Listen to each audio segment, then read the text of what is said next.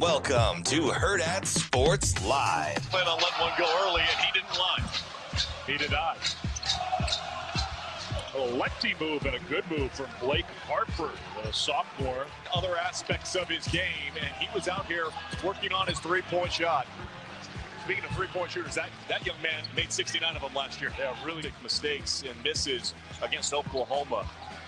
He admitted that he was just kind of shaking his head when he went to the bench. But how about the shooting here by Creighton? Amazing on both sides. I'm going to call him for the rest of the year, by the way. The little Prince. Harper banked it in. Blake Harper, the Howard transfer. Largest lead for the Huskers has been 10. Here's Sanford, shoots the three. Got it! Bang! Orang! There you go. Bryce Sanford with his second three of the night, 2 in the game, 8 on the year, and the Huskers open up a 12-point lead. So UCLA, they have been up and down, but they have the players, that individuals that can start on a lot of teams. But they do play a lot of different players, and I think USC is rolling, and they're young but super talented, and they're playing great as well. I feel like this time of the year there's teams getting better and teams that are pretty stagnant, and I feel like both these teams are getting better and playing well right now. Good morning. Welcome in Hurrdat Sports Live, presented by Centrist Federal Credit Union. That's DB. I'm Ravi, Lulla here at Hurrdat Sports Bar and Grill. What's up, DB? How are we doing? I'm doing all right. How are you? Good, man. Definitely not trying to be stagnant. Yeah, no, you can't do that. No. Stagnation is no good. I don't know if you heard. We got a big game on Friday. Oh, really? I thought Yeah. Nebraska had a bye week. Oh, yeah, they do. Oh, okay. Other big game? Yeah, we got another big game. People keep very, very, very strange Costco experience yesterday. Really? First one I've had in a long time. 5 pictures. Took 5 pictures. 5 different people wanted pictures with you. Okay. Took 5 pictures. All right. And one of the guys, he wasn't a picture guy. He's a big fan. Oh, I saw Johnny the Pig. Oh, nice. I mean, rocking the Detroit Lions jersey head to toe. He felt pretty good after that Commanders win. He ain't no faker. And one of the guys was Lance's buddy. He's like, yeah, I get a lot of my scoop from Lance. It's my buddy. And at the very end, he's like, go Patriots. And I was like, ooh, that hurt. I think we could still be cool. And then the last one, Super Bowl couple, their grandson played soccer at Westside. And she's like, go Warriors. It's going to be tough. I was like, bless your heart. Bless your heart. You know what people have started doing for me? What's that? They're like, hey, how's DB feeling about Friday? I know. And I was like, I'm good, man. I was like, I don't know, man. He seems like he always seems. So you know the deal, though. For us, shoot, man, it's all we wanted. Like, just a chance. Yeah. Also, you seem mostly the same before almost every game. Yeah. Like, you're usually confident that you like your game plan. I love our game plan. And that if you execute your game plan, you're going to be fine. Yeah. Is that a fair assessment of almost every game? That is fair. Is that almost verbatim what you said to me earlier this week? Yeah. Like, that's kind of what it is. I'm like, I don't know. He seems like DB. I know people are bummed that it's a semifinal game, but I'm just telling you, if you're going to get them, I prefer to be at our place. Oh, 100%. So 100%. And also, somebody's string is coming to an end. I don't really. Maybe it might be ours. I also don't really. I mean, Lincoln a lot. What's the difference? Like, you got. I mean, if you're a fan, they're really. Oh, okay. If you're just a fan, yeah. Like, you're gonna you get the matchup you wanted. Mm-hmm. I don't care if it's in Lincoln. I don't care if it's at Westside. I don't care if it's at Buell. Like, you get the matchup. I'm sure you care it's at Westside instead of Buell, but you get the matchup you wanted, and you're gonna have it's gonna be like 60 degrees still at tip off, which is incredible. Yeah. We went back and forth on how we felt about the weather, and then I think by yesterday we just figured out we don't care. Yeah, I mean, practice just mean for me for a lot of different scenarios as a fan. You want to be warm? 100%. Yeah, I want to be warm. You don't matter to me. You don't know matter to me. You know I'm soft about being outside. What up, Shaddy? That's I forget. I'm not trying to do that. Yeah, I've skipped stuff I wanted to be at because I was like, nah, I'm not doing that. Everybody that's an adult other than me that can afford it has a coat. I don't have a coat, so I have an excuse. You can dress warm. I can dress warm, but there's still a point where you still get cold. You know who's a good cold weather dresser? Who? Sautter.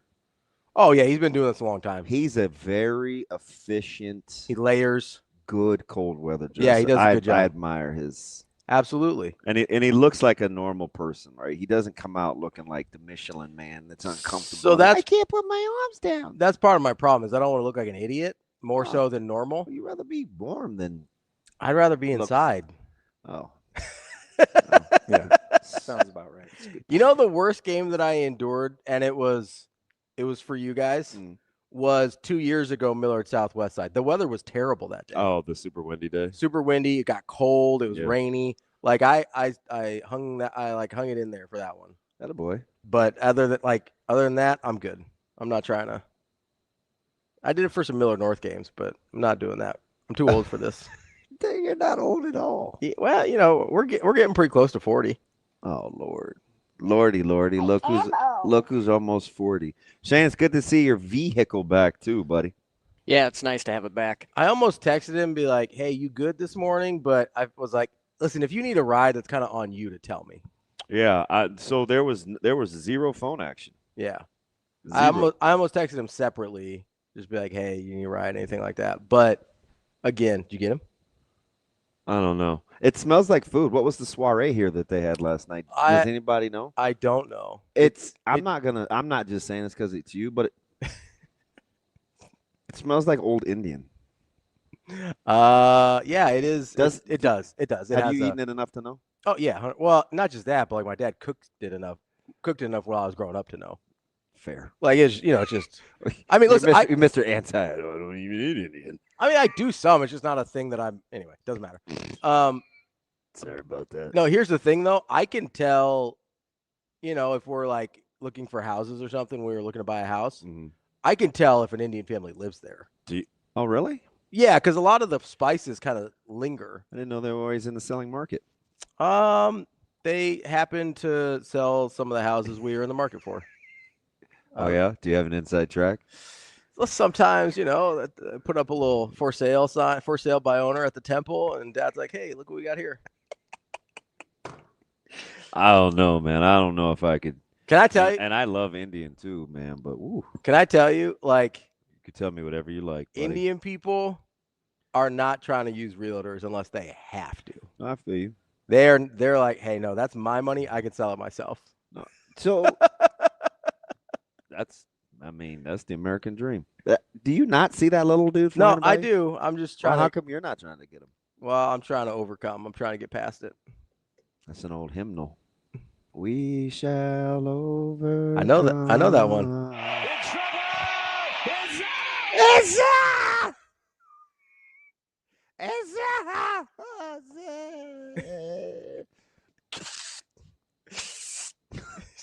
Like little helium. How does he not have enough breath for one call?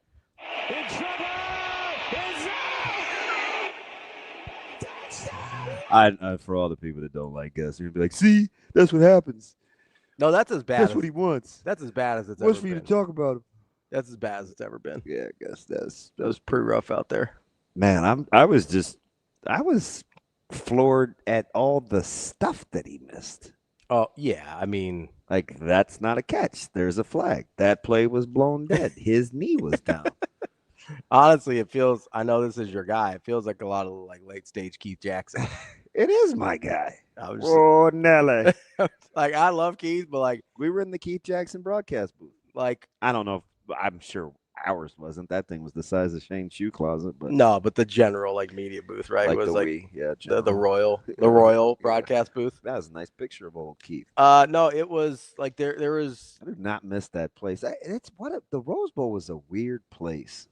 Like I could see where if you wanted concessions, yeah, and a tailgate spot and variety, it's your spot, right? Yeah. You could get boba, you could get Dos Equis, you could get a latte, you could get birria tacos, you could get. What's the structure of the concessions like? Because a lot of times in those older buildings, it's tough. So they have a lot of new freestanding. Okay. So kind of like Nebraska entities. will do, where they like have to pop, which up. is kind of cool, little pop-ups. Right? So when we came, when we came out to try to sneak some protein, when Ben was officially my bodyguard. Did you ever see that as a kid, Shane? Not Kevin Costner and Whitney Houston. I have not seen that. No, this is the one with Ricky Linderman, who looked like a psychopath. Oh no! And he had the bicycle, and Matt Dillon had the bodyguard. And he's like, Mikey, hey Mike, I think he likes it. That's my bike now. Do I need to see if it's on Tubi? It's a great movie. A little triumph. Yeah. Yeah. People thought Ricky Linderman, was a killer. There's all these rumors. And you know the same booger eating like redhead dude with the freckles that he kind of talked through his nose? I do not. Oh, man, you got to Google. My bodyguard. My bodyguard. Yeah, old. Maybe 82, 83-ish. Fantastic show. I had. It seems very Tubi-esque, Shane. It does seem Tubi-esque. Without the bad CGI. Well, yeah, it's 1980. Probably no bad CGI. Is it 80? Yeah, 1980. That is a fantastic show. Is it Paul Quant? Yeah, Paul Quant. He looks Paul Quant, I think, was Ricky Linderman. He was Carson. Carson. Oh, the redhead guy? Yeah. The little redhead kid? Yeah. How'd he age? Let me see a picture. Doesn't he look like a guy that would pick his nose? I don't even know which one he is. No, the little dude. I know the little dude looks like he would pick his nose. I can't figure out who he is now. Because I don't think this is going to go so well. Adam Baldwin was Linderman. Ricky Linderman? Yeah, this guy. He's been in some stuff. I recognize him. Yeah. Yeah, he was really good in that role. He's in The Patriot. He's one of the soldiers. I have not seen The Patriot. Really? That kind of surprises me. Did I tell you I didn't really start watching war movies until my 40s? That feels like it'd been up your alley, though, to go back and get. It's not my thing. Oh, all right. It's very, there's several popular. Not a big Mel Gibson guy? Well, what'd he do? Mel Gibson? Oh, like the old school. Oh, so the Patriot, like Civil War. No, Revolutionary. Well, that too. Yeah. Is that where he fought with his sons were in the war? Yeah. Yeah, that's not my jam either. All right. I don't know if you know this. That was not a good time period. I mean, it came out in like 99 or something. Yeah, I still hadn't received my separations. my preparations. No, your repercussions. No, they got theirs. 2000. Came out in 2000. I didn't see that. Oh, okay. All right. I probably would have. No. I did see Glory. Does that count? Yeah, you hate that movie, don't you? It's fine. Didn't age as well as I wanted it to. I just wish they'd have given him some new shoes and some socks. Yeah, that'd be nice. But I had to get that as part of the Denzel collection. Sure. Yeah. Yeah, but I stopped doing that. I found all my. You're not collecting the Denzel movies anymore? Mm-mm. I probably stopped out after 06, maybe. Out on Denzel?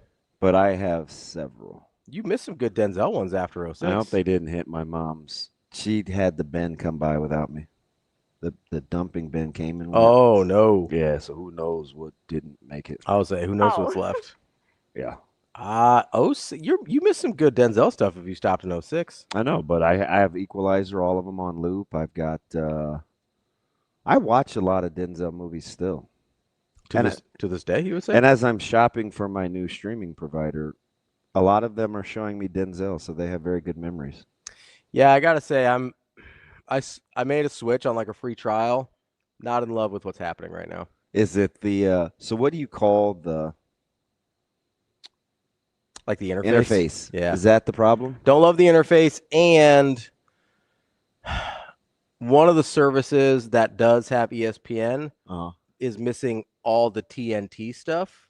So no TNT, TBS. So I thought for sure you'd figure that part out. You need all the sports packages. Yeah, and does anybody have all this? Maybe I have to check Hulu. I missed it. I just missed it because I was looking for very specific things because I assumed TNT, TBS were givens because they're very like basic cable channels. And we've settled. Peacock has made all their They've settled with all their streaming. I think people. so. Yeah. Okay. And so I just didn't even think to look for it. And then I was looking for where does BTN rank? Oh, BTN's super high up there. That was one of them I looked for. I looked for all the sports channels specifically. Yeah. I'm a dork, so I make sure they had tennis channel. So if you're a Creighton guy, you need FS1, you need Peacock, and you need TNT. Yeah, they've got Creighton broadcasts. So I'm hoping I have to check because I already have HBO Max. So I'm hoping. I know some of the TNT stuff streams on HBO Max already, so that might be my workaround. But if not, I'm gonna have to switch again, That's funny. Which is stupid. Yeah. It was just an oversight. I just missed it. Yeah. That's totally on me. You got to ask a lot of people and see what they've come up with. I know. Take the consensus. I know. You know what I mean? Yeah. Because even I don't know. I do know I only have 3 streaming subscriptions, 3 streaming reparations. So I know what to cancel. And I told you, I set Alexa to give me a reminder to cancel. Yeah. On November 15th. See, I think Hulu has it all, but I hate their interface. So Hulu. So I have it. So okay, I'm back to Benny Mac fixed my Hulu. By the way, who's on the round? How did you do the round robin? Is Casey up first? Yeah, I got Casey today, right? Yeah. Oh, today is Wednesday. Yeah. Oh, we're gonna talk to Kyle. Yeah, we got Casey today. Yeah, Kyle's funny. Kyle tell you all about the Rose Bowl and getting dropped off 3 miles from the booth. I'm definitely gonna ask him first about the USC game. Why? Everybody up here and everybody down there. Oh, Daddy Kyle needs to. Dad Kyle. So he got referenced that in the elevator. Needs to settle in. Like, where were we coming from? I don't know. We were probably getting ready to fight again. And Kyle's like, settle down. Gotta settle in. Yeah. That was Cassidy's fault, I think. She was acting up. Are you an American Gangster guy? Love American Gangster. Book of Eli? Love Book of Eli. Equalizer, first one? Come on, man. I'm saying these are all post-2006 Denzel. I understand. But they have this thing now where you can just watch it in your library. But you don't like I don't have anything to play DVDs on. You got to buy something. Yeah. I need a copy of the state champion. I ordered 2 games of the state championship, and I gave one to Coach Sikora and one to Coach Samanji. Yeah. And I didn't leave myself one. For which one? The second time we played Gretna. Okay. I was going to say, you guys have been pretty successful. You're going to have to narrow down which state championship you're talking about. Stay in a moment. Got to get past the semis here before we can talk Lincoln. I'm just saying. I'm not talking about this year. I'm saying previously. I have another. You've had several trips to Lincoln. I was requested to do a radio show on Thursday, and I know they're going to ask me about state playoffs. Is it a show we like? Yeah. Okay. Yeah. It's 308. I'm not going to gatekeep who you can talk to, but I know I'll make fun of you. I do like to. Your blessing is a little strong, but I'm not trying to rock the boat. Yeah. Did you get him? I don't know. I saw him fly by again. Are you sure? Yeah, he came back this way. So too much. It's got to be. Yeah, it's got to be like. It's got to be quicker. Mr. Miyagi, just. Yep. You know, maybe you need chopsticks like Have you seen the Bruce Lee with the fly? Yeah. Yeah, maybe you need. I'm a big chopstick guy. Oh, I thought you were gonna say a big Bruce Lee guy. He's fine. He's not my. Can I have a hot take here? Yeah. I think he's a little overrated.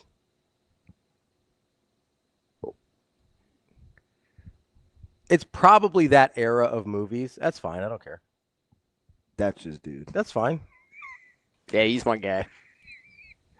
Anything you need to know about Bruce Lee, that little dude knows. It's entirely possible, like that style and era of movies just isn't for me. It's like people who are like, oh, I think the Beatles are overrated. It's like, that might just not be for you. That's fine. Even though shots fired, like you did have a Beatles reference on air. Well, he did need to get by with a little help from your friends. Yes, and he got the convoy. That was a good reference. I like that. Yeah. And I did. Well, so most of my music references fall on deaf ears without Courtney. You know what I like? I was watching that because I think it was in the Black Shirts Media put together a great compilation of all the highlights from the game, and he put over your and Kyle's calls on top of the whole thing. I think you retweeted. That's how I found it. And so I was listening to that, and I said, "Well, they put the little box. Is he who put the little box during his 45-40, 35-30? I think so, dude. I'm telling you, that thing was sweet. No, it was great. You caught me real time just listening to his broadcast. I didn't say one word. I just was like, I wasn't paying attention to the play. I was paying attention to the play. You were. I could see your eyes. Yeah, I was watching, but I was listening to KC. Yeah, it was. That's in my wheelhouse. It was a great call. You did a great job. Yeah, I but I was watching that. The older guy at Costco, he said, I was a little worried at first, but man, you can tell he's starting to have some fun. And I was like, yeah, I was a little nervous because I'm kind of silly, and B-Mac's the professional, and I don't know. We just have to figure out the style. But yeah, he's definitely settled in. Like, we high five, we dab, we have our thing we do before the games. Yeah. Yeah. I actually do think it's really challenging to come in from a different place. It's very hard. And especially, I have to imagine, because he's from the Northeast, right? Mm-hmm. And he was at Florida. Those aren't places where he's going to have a ton of interactions with Nebraska. Yeah. So at least like Greg coming from K-State. He's a pro's pro, so the mechanics really matter. Sure. Yeah. Really matter. Like with Greg, he was coming from K-State while Nebraska was in the Big 12. So like he had a very good familiarity with Nebraska. So I think, I don't know, we'll end up seeing like it may have been a little quicker. And I bet Sharpie was like that early, because I know he got so much pushback those first handful of years. Yeah. And I think it's as he was transitioning from kind of the K-State fandom, and I mean, he's an alum, right? Yeah. So that's a difficult. It was also transition, very and it was tumultuous a tough time for Nebraska football, just in general, right? Yeah, so he came in mid-season. Yeah, it's kind of a rough year. Wasn't a lot of positives. So I do respect how challenging that has to be. I think about it, like everyone. And remember, he's the youngest for sure, because he's early 30s. Mm-hmm. Yeah, so but he very much has an old soul. Like, he even controlled dinner. Yeah, and he cares the least about food. Like, once we got there, his tenor set the. It's just weird. Yeah. I think that we got to figure out this whole TV package, though, because I need to settle in. I do. Because if I'm getting rid of not the subject hop again, but no, it's fine. If I'm getting rid of YouTube, I'm getting rid of YouTube. Yeah, I'm really hoping they figure it out. I don't think they are. I don't either. Although, you know what's happening on my ESPN app on my on the phone? What's that? It's giving me, hey, talk to your subscriber, and they give me like 5 options to reach out to YouTube. So here's the stop doing that. That's fun. The weird part, because if it seems like they weren't going to try and figure it out, I would just say like, hey, we're not on YouTube anymore. Well, I think they have Sign a lot. up. I think they have a lot of. Thanks for. See, I needed to know that, Kobe. That's what I was saying. They don't have TBS. Well, you didn't say who it was. Oh, yeah.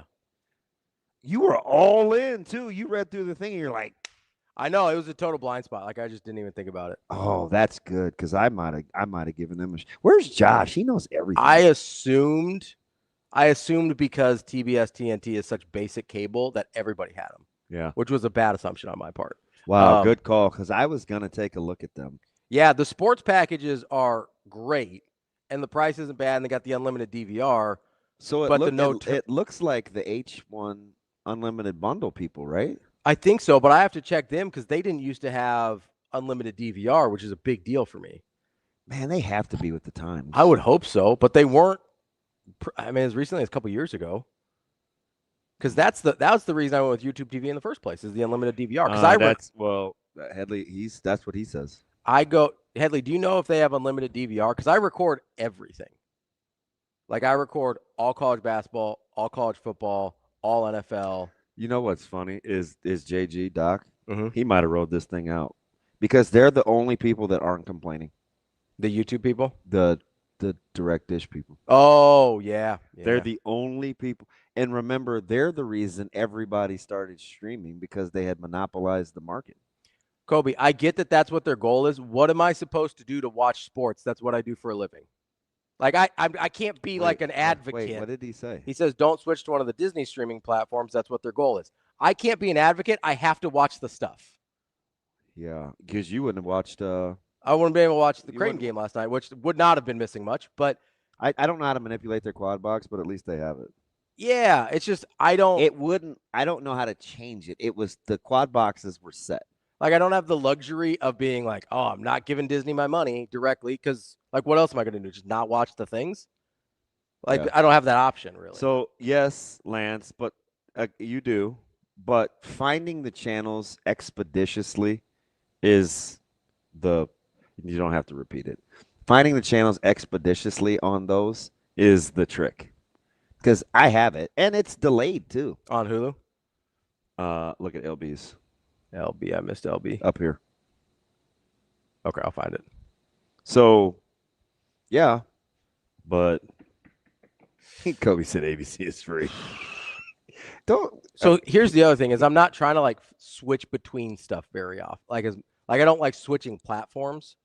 Like I want everything You to be. mean within the day, or Well, I mean, when like, you get your service? Like if I've got my service, I don't. No, want I know. I'm with you. I don't want to have to go from YouTube TV to ESPN to. I got to go to this third. I got to be Big Ten. Like I already have to do that enough with like that sounds miserable. Peacock and ESPN, like Big Ten Plus, and I don't know. I don't want to. I can't do that. Husker dominant. So he's not alone. I wonder if he's in a specific demographic, because there are a couple of people that are in my sphere that are the same as what he just said. I have NFL and MLB packages. I don't miss ESPN at all. I can miss out on the SEC. That's fine. There's a handful of. This kind of goes back to my theory. Husker D, are you between 42 and 60? This kind of goes back to my theory, though. I'm going to say 44 and 60. Is that I think there's a lot of Nebraska fans that do not necessarily care to consume a ton of things outside of Nebraska. So that surprised me. So the more that I think you guys are right, the more I hear what stuff like that Husker D just said. Like if you're trying, I would have not have thought that. Like we kind of argued about. We did. I think it's true though. You're like, oh, you'll be surprised, Nebraska fans. I'm like, yeah, they do. And it's not an indictment. It's just I think it's just how people choose to spend their time, which is fine. But I genuinely like if you can miss. Is that why you haven't invited me over yet, Scott? I won't dirty up your furniture. Kobe, I'm not trying to switch platforms all the time. Why do you keep yelling at Kobe? I'm not yelling. He says you already pay for ESPN Plus, which I do. Oh yeah, so Husker D is in that. He said just upgrade to ESPN Unlimited. I'm not like if once I'm on, because then I can't quad box things or anything. Hey, like I need to stay on the same. Can I call him? You can call him whatever you want. He doesn't have a nickname yet, but I like the name Kobe. Yeah, because of that's your guy. Well, that and I remember we put that defense in. Oh yeah. We called it Kobe. Yeah.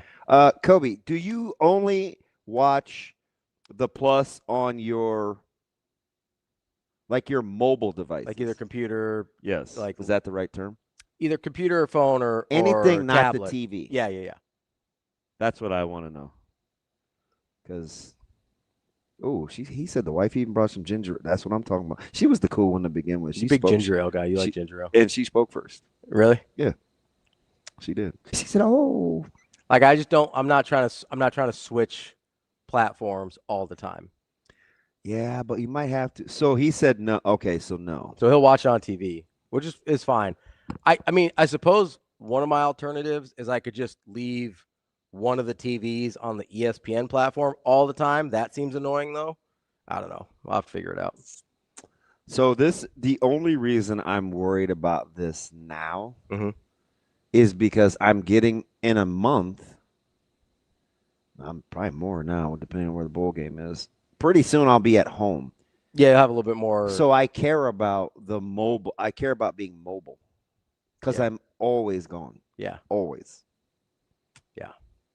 I just care about the convenience of my viewing experience. I have to wait and see what Josh says. I'm telling you, he's the streaming guy. I might have to. Who, D'Lo? Yep. Okay. I might have to. I asked Meg at practice yesterday. I was like, man, I need to hit Josh up. What's his regular job? I may have to try out the Hulu because I think that's the only other one left, really. They have some great shows. I'm not trying. Oh, I have Hulu, like the service, but I'm in a very different mode where I'm like, hey, I'm going to stream a show versus I'm watching live TV. If I'm watching live TV, I just want it all to be in the same place.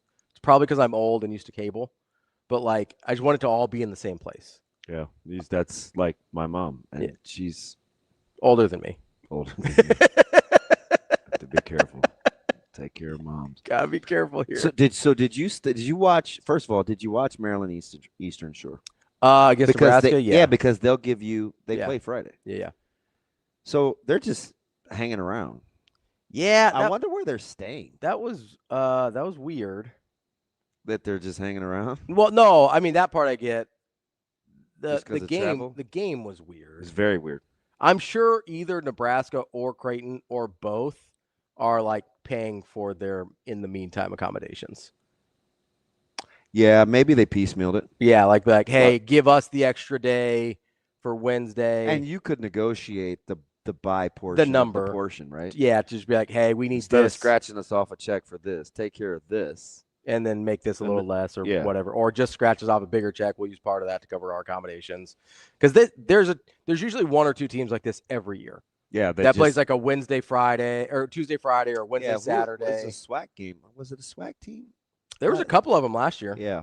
That stuck around. I think did they even hit Omaha? I think they played. They did. Omaha too. One of them hit Omaha too. Yeah, you're right. They're making the circuits. Yeah. They're on that business development tour. So when you're watching Nebraska MDE or EMS because it's Eastern Shore, it's not Maryland. It's not MDES. It's just UMES. Yeah. Okay. I call it UMS. So are you already extrapolating, or are you like fudge? I think not really. No, see, I did. This is a style where you can kind of get right. Sure. Yeah. But I don't know how long you're going to be able to get right. You mean like with the schedule? Yeah. Yeah, no, that's for sure. Like, I didn't love where Gonzaga fell in the schedule last night. I'm going to say this, and this is Don't Cry for Me, Argentina. Gonzaga is really, really good. Yeah. This is as good a Gonzaga. I think this will be as good a Gonzaga team as Fuse had since, I don't know, probably Chet and Suggs. So the last 4 years. Yeah, so 05?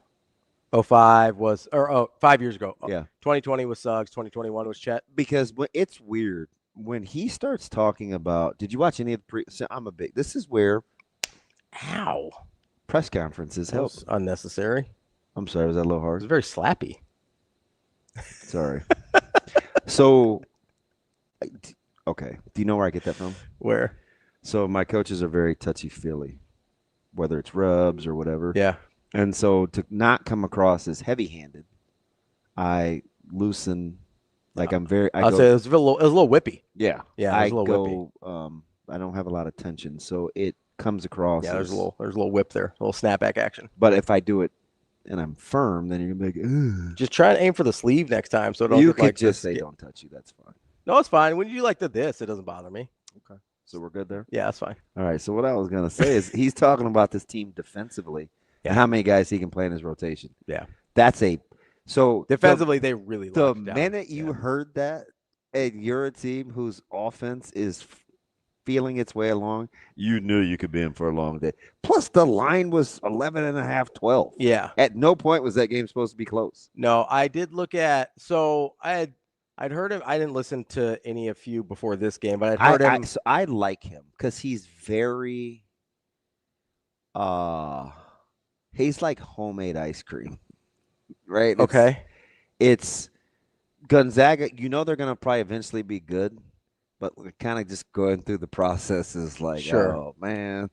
I did – only to lose in the Elite Eight or whatever. Like he reminds me of homemade ice cream. I did listen to him some in the off season, and I don't know if I got the sense that maybe he sort of enjoys the construction of this team a little bit more. They can defend. Yeah, they really can. Now this might be a Creighton problem. I didn't know. Like, EK's offensive game seems like it's come along. I don't think he's going to shoot like that. I don't either, but if he shoots at all, then that's a problem. Well, he's going to score. I know he's going to score, but I mean, if he shoots from 3 at any sort of proficient level, that really kind of changes the dynamic there because you can't cheat. And I think that's what you guys. It's super early, but Creighton, they dribble too much. Yeah, I don't think they have any offensive chemistry yet, and I don't think McDermott has any idea who he likes playing together yet. So this is going to be fascinating. But he's earned the benefit of the doubt because I've seen them with slow starts. McDermott? Yeah, we've written them off early, and I did it last year. I didn't like how they looked early last year at all. And they've got more options this year. But he has so many new people. That's the thing. Yeah, they're going to have to gel in a hurry because they've only got 2 games before they play Baylor. Well, the good thing is the Big East doesn't look good early. So here's what I'm trying to figure out, though, and I get it's an exhibition. What? How did they look cohesive against Iowa State? But I don't think they did, though. They look better than that. So he couldn't get – I think that's a misnomer. You don't think so? No, I don't. Iowa State was playing without a couple good players, everybody knows. But they shot the ball so poorly. And I think Creighton wanted to get out and be active, and they couldn't. It's a tough team to run against. For sure. So I think that almost shouldn't count. That's how I look at it. I mean, it doesn't. But like I just – No. I'm talking about in the eval. Okay. That's how I look at it, because I don't know if you're going to kind of get that perfect storm again. It was super clunky for Iowa State offensively. They couldn't shoot. Not at all. So Creighton kind of got to they got to do some things defensively. I don't think they're going to be able to do. That's fair. I may have to flush it. So it wasn't I didn't leave that and think that's portable. Yeah, defensively, I didn't necessarily think so. But I thought offensively, they looked like they could get themselves out of trouble better against Iowa State than they did against Gonzaga. One thing they better figure out in a hurry, is how to guard without rim protection. Yeah, he's gonna have to break out. I mean, you got 6 years of a good habit, and clearly, Kalk is. Yeah, I mean, he's doing the NBA. He's like a he's good player. like that wasn't some anomaly. That wasn't like, oh, he's just tall. Yeah. Like, obviously, he knows he's a really good ball player. Although L.A. worked out on him the other night. But I just wanted to see ball shoot weird shots, which is why I brought my friend LaFraud today. He's LaFringe. LaFringe? Yes. Why is that? Because he's on the fringe of being needed. It's on the fringe of being traded if he'll accept it. He won't. I told you I wished for that in the offseason. He thought I was being a hater. I mean, you're always being a hater, but it's fine. Maybe with LaFringe. A little bit. It's okay. Just a little bit. But I put him next to my other friend. With LaFringe and with Luca and with Otani and with Freeman. And I like Freeman. Now. I was in where's the place that took us to the breakfast place that was closed? On the road. Was it Maryland? No, Minnesota. How could I remember? How could I forget? We were connected to the goddamn mall. Oh. So there were Atlanta Braves fans getting to the hotel when we were going to breakfast. Mm-hmm. And the guy had a Braves hat on, and his son was super cute. So I was a sucker for talking to him, and I was like, "Braves guy?" He's like, "Yeah, man, die hard." I was like, "Well, shoot, clearly, like you're rocking the gear in Minnesota, going to Mall of America." But we got to talking about the whole Freddie Freeman departure, and he got a little misty-eyed, which further. I was like, yeah, I was slow to come around on Freeman. I'm not going to kid you. But I knew he didn't want to be in L.A. at first. But then his whole son, then that was another 12-minute conversation. But it was fine. It's fine. It's fine. I made a stranger friend. I'm stunned. That's fine. I'm much better. Kyle, you can ask him. Kyle goes, Kyle, you're a lot nicer out of town than you are in town.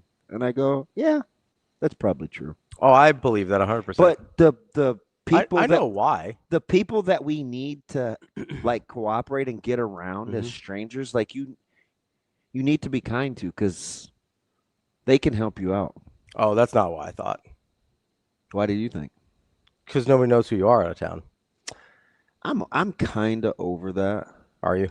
I don't love it. Oh, yeah, I mean, I know you never have. I don't love it. I think like you Costco, my friend Lucy gave me a hug. You can be incognito out of She town. said, "You and Ravi are so funny." I said, "Thank you, Lucy." Appreciate you, Lucy. She scanned all my. Well, I only spent $71. Oh, I think she comments in here sometimes.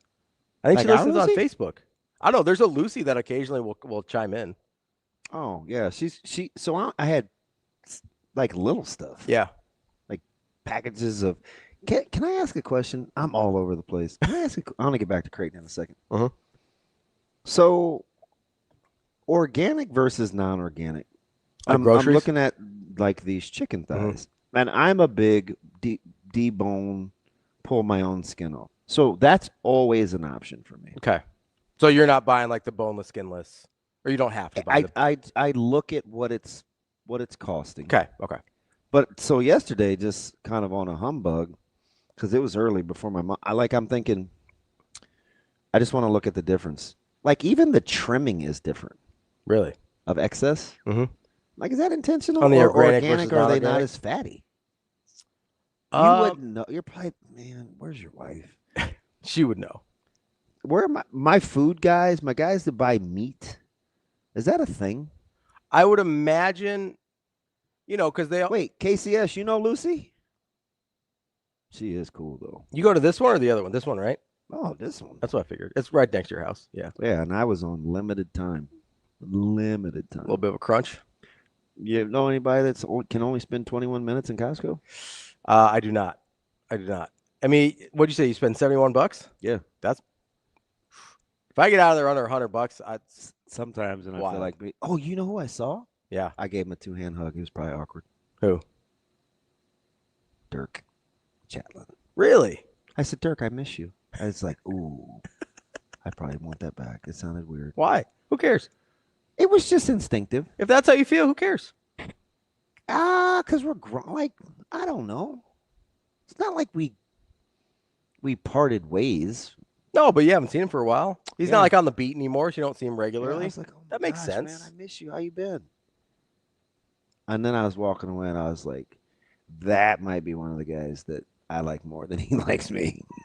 I'll make this argument, though. Even if that is true in this circumstance, I don't know. I really don't know Dirk at all. He got the 2-hand hug. He sort of started stepping back from media coverage as I started sort of having more of a place. And so I don't have really any interactions with Dirk at all. So I really don't know. I will say, though, even if that is true, that he likes you more than you, or you like him more than he likes you, I would guess almost everybody likes hearing like, oh man, I missed you. Like, that's a really nice thing to say to somebody. Yeah. That's super instinctive. Like, caught me off guard. Even if we were just like acquaintances, I was like, oh, I never would have occurred to me that you had said that to me. Yeah. I think it's a really nice thing to hear. Oh, okay. Well, I think that's a positive. Chalk one up for me for once. Good on you, DB. So Good morning again. Do you know what got my attention? Because his back was to me. I don't know what this is, but I looked at it. He had these things that go in his ears to listen that go over both ears. So his back was to me, and I was like, oh, that's a weird contraption. It looks like a head brace. Does it like go across the back? Mm-hmm. Oh, yeah, I've seen those. I've never seen those. I don't like them. Like, I don't like how they look. It's probably very vain of me, which, I am. But they seemed very, they're not going to fall. They seem very functional. So they like go over the ears and then connect around the back, right? Yep. Yeah, I've seen those. They do seem I think a lot of like runners use them because I think they're very stable. They look, and so I'm like, oh, who's that? And it was because the back was a sport coat. And he turned around and I was like, oh my God, it's you. Yeah. I went in. Double hug? Yeah. I may have even done the little pat? I think. Are you a pat or a rub? Depends on who it is. Yeah, almost neither ever. I'm just asking. Yeah, I had a moment. Yeah. That's gone. I'll squeeze sometimes. Squeeze. Like if I really miss somebody. Back to Creighton. I'll give him a squeeze. At Costco, Lucy. Oh, there he is. Josh, I need the complete streaming service. So type that out. He says $71 at Costco. That's unbelievable, honestly. I bought 4. Yeah. And one of them was a 3-pack of cheese slices. Landon's Pepper Jack, super sharp cheddar, and white cheddar. Landon said, yeah, those are running headphones. That makes sense. Yeah, they look sweet. Josh, I don't need you to critique my shopping at Costco. I need you to find the best streaming package. That would be super helpful. Do that. Okay. No, we did a podcast called Planet Forward where I was just talking about things other than sports, and so I got a chance to like get inside Dirk's thought processes, and when he's talking about parenting and like all this other cool stuff, and I was like, "Yep, I think I like him." That's kind of where it landed. So anyway, I want to get back to this Creighton thing before I get to Eastern Shore. Before you play them on Friday, Creighton plays them on Friday. And by the way, Shane, get ready to cut up the crosstown rivalry between Coach Flan and Coach Williams as Nebraska and Creighton women's battle today. DeMarinis is functioning at a high level and relatively, or he's healthier. He's out of hospital, which we love. To get me into this angle because I'm going to need some eyes and ears on the ground today. But are you just fast forwarding past UMES because you don't think that you can do anything against them that'll get you better? I don't, because they were Nebraska was clunky. super clunky. I don't think I can learn anything. Okay. Right? It's not about I'm just curious. It's not about like being able. I think they can get better, but I don't think I can learn anything until I see whether or not those improvements can translate against better competition.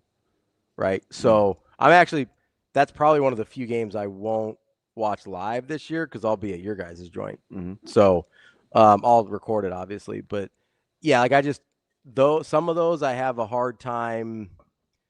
Like there's a way that it needs to look for me not to be concerned, but I don't know how much I can. I just wonder because I look at how Nebraska played and I was like, I wonder what's portable going forward. It's not going to be Hoiberg offensively going like that, is it? I wouldn't think. I mean, I wouldn't. You know who seems to be much more like wrangled in? For Nebraska? Yeah. Berke? Yeah. Yeah. I would agree. I think he is I think with Rienk back. True, he doesn't have. Yeah. I don't think he has to do as much. I think he knows he doesn't have to do as much. And I think Hoiberg made sure. Rienk is pretty good. He's playing really, really well. I'm not even going to kid you. I'm going to be 100% transparent. When he was doing his thing 2 years ago, I didn't think it seemed sustainable. I kind of thought it was a lightning in the bottle thing. Because I'm like, is that really how they want to play? Sure. Yeah. I get what you mean. You know what I mean? I get what you mean. Yeah. That's what I was thinking. It's hard to tell sometimes. He does a lot of things well that don't even show up on the stat sheet. He's their quarterback. I would say he's basically, he's basically their point guard in the half court. Although, I don't know how sustainable this is. The second time around with Jamarcus, he does a lot of little things you don't. I think he's a lot better than he was. Man, little tempo controller. Yeah, I think he's a lot better than he was first time around here. So you're not going to take much away. Again, I'm not going to take much away from the Nebraska game, even though they look a little clunky. I'm probably not going to take anything away from the Creighton game, no matter how they look. So when's your next test? Baylor? Yeah, honestly. Yeah, they got to figure some things out in the next two games. Otherwise, Baylor's going to be ugly. Are you worried about offensive fluidity or the fact they might struggle to get stops? So, I mean, Mac he kind of joked. So right now, I'm worried about offensive fluidity because I think he might have not been joking when he said it's going to take 85 a night. Oh, I didn't think he was joking. That's a big number. It is. And if they get their offensive fluidity, I think they're capable of 85 a night. But that's the part that I find concerning from yesterday. Wasn't that, I mean, listen, you never want to give up 90, but I knew that was on the table. I didn't know looking that bad for that long offensively was going to be on the table for this team. At what point in the 21-0 run were you like, are you joking me? Because it seemed like it was kind of overtime. Yeah, it was a slow bleed out, yeah, for sure. It was over the course of like 6 minutes, I think. 63-45. I think there was an and one going into commercial break, and that's where I was like, okay, guess that's how it's going to be. How's it going to be? Big Third Eye Blind guy? No. I actually do like them a lot. It's very like middle school, early high school for me. They got a couple songs I know. Give me another one. Semi-Charmed Life. Yeah, I know that. That's the do. Yep. It's about crystal meth use. Pardon? That entire song is about using crystal meth. Oh, that's kind of weird. It sounds really, it's like really upbeat song for being about hard drug use. It's strange. Huh. The more you know. There's literally a line that says, using crystal meth will lift you up until you break. Kind of like Red Hot Chili Peppers Under the Bridge. It's a kind of a drug use song. That makes sense from the Red Hot Chili Peppers, if I'm being honest. They gotta give me that vibe. I mean, you wouldn't know it if Didn't you just listened to it. Guys? Yeah, you're right, I don't Shane. think you can chuckle about that. Is everybody still alive? I thought that was Blink-182. Look, you're what? Come on now. I mean, it's rock bands. It's probably a lot of them, but it's way past. Remember, I didn't even know much about Freddie Mercury, famously. You don't seem like a big Freddie Mercury guy. Shane, one of the funniest made fun of shtick segments ever. The whole Styx Freddie Mercury thing. Yeah, that was pretty good. Oh man, I got chewed up and spat out every which way but loose. And I probably earned it. Think they're all still alive? Okay. So, all right, good. Doesn't mean they all didn't dabble. Oh, I assume a lot of rock bands have dabbled, but no, yeah, you would know several. I think Third Eye Blind. I'm going to take your word for it. You want to set the lineup? Yeah, I suppose. Or do you want me to? Go ahead. Why don't you do it? No. You don't want to? No. All right, we got Brian Christopherson coming up at 8:00 from Husker 24/7. We got Kevin Suits at 8:30 from 1011 News in Lincoln. Did we win a game without you seeing him? I have to ask him. Okay. I did see Bruns, but that media was far away from where we were. Was it? I saw that. Yes. And then we'll talk to our guy Kyle Crooks at 9:00. Husker play-by-play voice. I'm sure you're familiar with him. Yeah, I asked KC because it was very cafeteria-esque, the media meal. Oh, okay. It's like a Caesar salad, mixed vegetables, and lasagna, and they had some snack mix, and it was in bulk, so it was cheaper. And I'm a huge snack mix guy. Like I make my own. I take peanuts from here and this from here and this from here.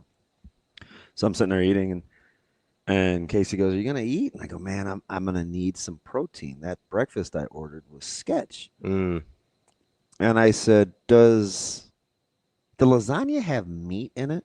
I said, "I can pick out the meat." He goes, "What do you mean pick out the meat?" And I go, I don't really want the sauce. So Ben recused himself because he knew Casey was going to go in. So Ben pushes himself away from the table.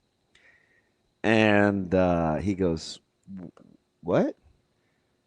I'm like, I said, "It's a long story, but does the lasagna have meat?" Because I don't know. I think so. And I said, "Oh, it took you too long. Like, you'd know if it had meat." And he goes, "Look at me. We've eaten together. Do I strike you as the type of person that is evaluating whether something has meat or not? I just eat. I clean my plate." I'm like, that might be the most Kyle Crooks answer I have ever heard in my entire life. It's also like low-key kind of serial killer stuff. Like, to be that obtuse about what, like, ask him. The how do dude you is not- a plate cleaner. How do you not know? Ask him. He's fascinating. That's wild. Dude, Even if you don't care, how do you not notice? See, that's what I thought, but I don't know. Like, we're super cool. Like, we can joke. Yeah, that's fine. Next year, I'll go in on that. I want to get through this season of him just like being able to exhale. But I in my head, I'm like, how do you not know if it had meat? Yeah, that's crazy person behavior. But he cut me. He took control of the convo. He's like, "Do I strike?" You know what I mean? So once he said that, it took away the follow up. No, you just backed out. You backed down. Yeah, I did. You let him off the hook. I did. Like, that didn't change. In my head, though, I promise you. I'm like, how do you not know? Like that. Like, I can understand not caring. Dude, it's all business for him. That's fine. I can understand not caring. I don't know how you don't notice. That's wild. Ask him. I'm fascinated to get his answer. Like, just texture. And it's you that's next on the chopping block, not mine. That's First fine. down, Huskers. I don't work with him, so he can hate me. It doesn't matter. No, I don't know if he's capable of hate. Well, whether he is or not, I'm sure he is. He's got some of these tendencies. Ask him about ask him about getting dropped off a mile from the site. Oh, we'll get into it. We'll talk to Kyle and how we rock paper scissors who sits in the front seat based on what we think of the driver. You guys are adults, right? What are you doing? Who cares? It's gonna be Jess 90% of the time. You let Jess win that? I don't know if it's so much winning. Oh, you don't want to sit in the front seat with the Uber driver. I misunderstood. Okay. No. Okay. I get it now. No. Kind of depends on the vehicle that's ordered. Who's driving? Got to get those Uber Blacks, man. What? That's a conversation for Jess. Jess, quit going economy on these things. So sometimes you have to ask. If somebody's not picking you up in a black Navigator, she cheaped out on the ride. He's like, "Oh my gosh, just wait." It's not what I said.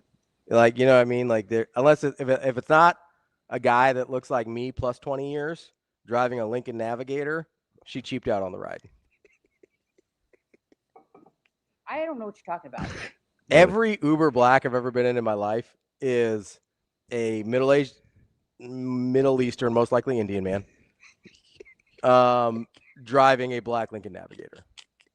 Every single one. How about them apples? And I can tell you which ones learned how to drive in India and which ones learned how to drive in America because it is different. I want to do the voice, but for right now, I enjoy my job. Don't do the voice. But when the guy pulled up, it was a Lexus sedan.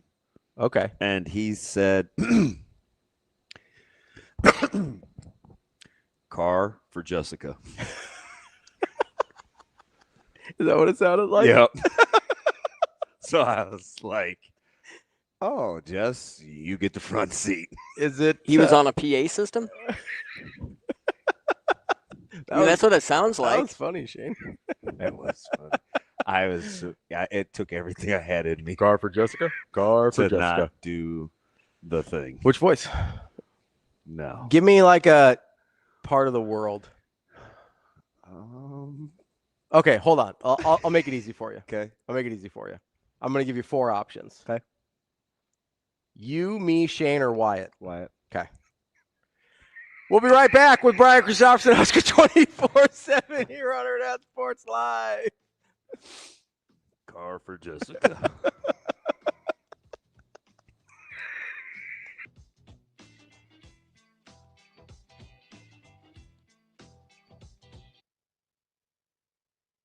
How many national championships did John Cook coach the Nebraska volleyball Huskers to?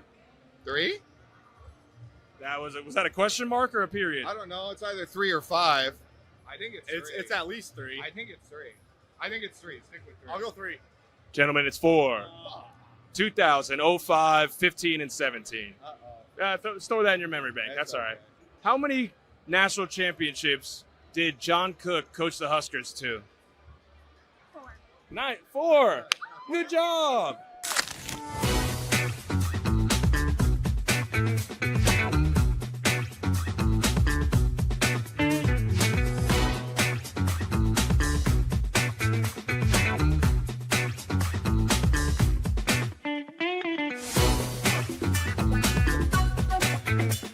They're both really good. So UCLA, they have been up and down, but they have the players, that individuals that could start on a lot of teams. But they do play a lot of different players. And I think USC is rolling, and they're young, but super talented, and they're playing great as well. I feel like, this time of the year, there's teams getting better and teams that are pretty stagnant, and I feel like both these teams are getting better and playing well right now. I think I've never played at either of these places indoor, just done beach at USC, and seeing it's this time of year, well, it's supposed to be great weather here this weekend, of course, but you're expecting colder weather in California to be nice, and so I think getting out of town to a nice climate is always good in the middle of the season too, and we'll get to do some extra things. We're leaving a day early, and that ended up being a great call because of flights and the government shutdown, so we shouldn't have any issues. But,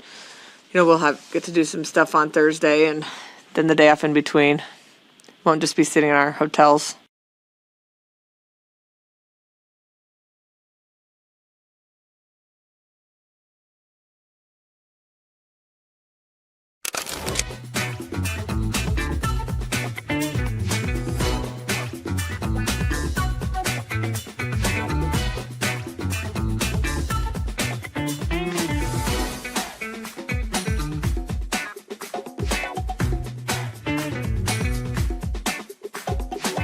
Hopefully he will now, though, right? I mean, the flaw in college football today is so much of it is preseason this, preseason that. Like, look at the rankings of the teams that were the top teams, and really the CFP has figured it out, right? Like, they do it now. They wait and see your body of work, and they do it now. And so, this team's going to be really good, but hey, wait, they're 3-6, and this team, like, what's Minnesota's record right now?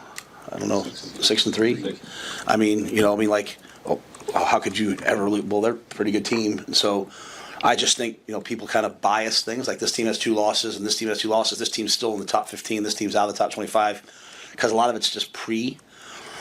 So, Emmett's having a breakout season. Emmett will have a lot of decisions to make. Does he want to go play in the NFL? You know what I mean? If Emmett decided to come back, he obviously would be a preseason All-American, Heisman Trophy. He'd be on all the watch lists, So, But, I'm not so sure he shouldn't go play in the NFL, right? I think he's going to be a great pro player. So.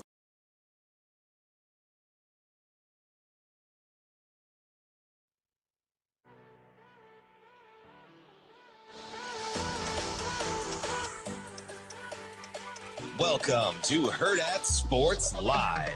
Straight eye, deep back Johnson, Lateef under center, snap spin, handoff, Johnson patiently probes up the middle, he's in, standing up, touchdown Emmett Johnson, touchdown Huskers. 20-7, Big Red, minute 47 before half.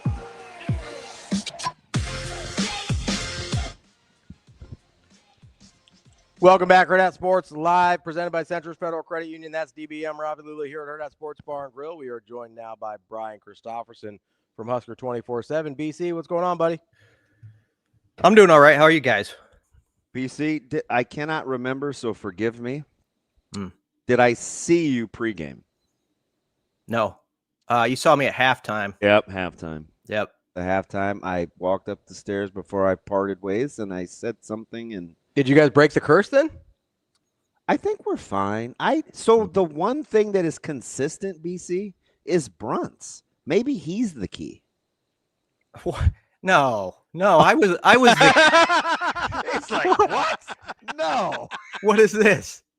All year this has been like I had some special link to Nebraska football. If they won or lost, it was all in BC's hands. And all right, Brunts is out. It's BC. It's not Brunts. Geez. So maybe it's just that we communicate now at any point during a game. I don't know how we're going to work out Happy Valley, but I mean, we'll figure it out. We can get together if they still have their little church potluck type deal up in the press box. That's usually what they have for food. It's like everybody brings a dish in. That's how it's been. Okay, so listen. Will that be better than the cafeteria style deal that they had at Pasadena? I got to it late, and all there was left was a little bit of salad, and there was no dressing. So I was just eating leaves dry. So I would say it's probably going to be better than that. But good Lord, I think it was sketch enough that at one point I was looking for some protein. So I asked KC. I said, "Hey, Kyle, does the lasagna have meat in it?" And he said, "I don't know." Then he thought about it and he said, "I think so. Yeah, it probably has meat in it." And in my head, I was like, how do you not know? Maybe it's because it's California, and like in Nebraska, if you put meat in something, you put meat in it. And in California, it's like, oh, we're just going to sprinkle a little dab in here. So I don't know. I didn't try that though, so I couldn't say. He's so businessy. I couldn't ask a follow-up question because he's like, do I look like a guy that I'm worried about cleaning my plate? Do you think I'm worried about protein consumption? And I was like, okay, I'm going to keep it. I don't listen. There's no way you'll get to ask him at 9:30. I'm just saying, there's no way any sane human being couldn't tell if there was meat in lasagna. Whether you care or not, it's a different question. But it's hilarious. You just have to be around him. He's hilarious without even really trying. Listen, that's fine, but that's crazy behavior. BC, whatever you got going though, I'll say this before you get rolling. Okay. I listen to you guys. You know that. I put the buds in and listen to your broadcast. Yeah. It's very good it's very good just period, but it's very good, especially for like a first year together. Like you guys have really meshed well. I appreciate that. I enjoy him immensely because we're polar opposites. Mm-hmm. And so there's things that he likes that I admire because it will never be me, and I think it's vice versa. And he has enough little idiosyncrasies. I'm fascinated. Mm-hmm. So he's super, really cool team player, kind of goes with the flow. I told Ravi, nobody really cares how the sausage is made, but that clip came out of the Emmett Johnson screen. Yeah. And everybody was surprised at my lack of reaction. Because it's real time, so I don't know. Mm-hmm. I can't stage how to act. And I said to Ravi Monday, I go, do you know why I act? He goes, you were unusually calm or whatever. Yeah. And I go, do you know what I was doing? I said, at that particular moment, I was listening to KC's call real time because it fit my ear. It was a perfect call for what was going on. And I found myself real time just being enamored. He was like, it leaks out and to the 45, to the 40, it was exactly what I would want to hear. And so in the moment, you may catch me. I'm just like, this is real. I just was in the moment listening to the call. Not that I forgot about the play, but I wasn't moved emotionally by the play. I was cued into the call.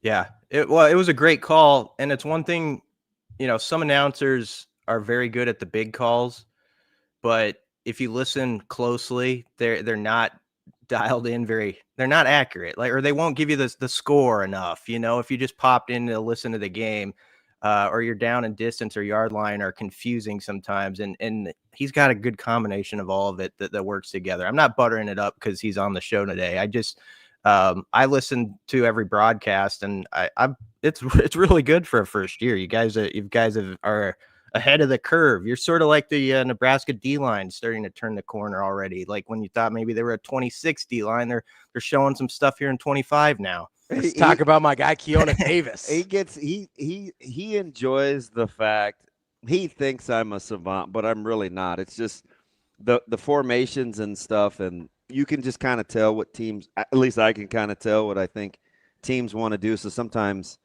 I'll whisper sweet nothings in his ear before it happens. Hey, be careful with that, Damon. Tony Romo got some love for that 1 year, and then everybody couldn't stand him the next year. So just watch out. You want to know even further how the sausage is made? There's times I shouldn't even say this. There's times, BC, I want to text the staff next to me, but I assume that they already know. I'm dead serious. Like, I was watching their tight end and when he was offset or not. Mm-hmm. And I was, and even in MRI, we're talking about it real time through direct messages. Like, you can tell when the tight end's going to return because he's going to be a little deeper set. It was a tell between run pass, how he was going to use the motion. And you could see the right or left guard too. When he was deep set, I could tell if it was going to be counter or pull because it's the only time he did it. And I'm like, well, they have to be able to see that too, don't they? Or are they too worried about some other things? And I typed it out. It was, hey, I would never do this, but I'm almost 100% certain that. And then I was like, don't send. And then I type it out again, and I was like, don't send. I'm like, but I go through that quite a bit, seeing what I can see up there.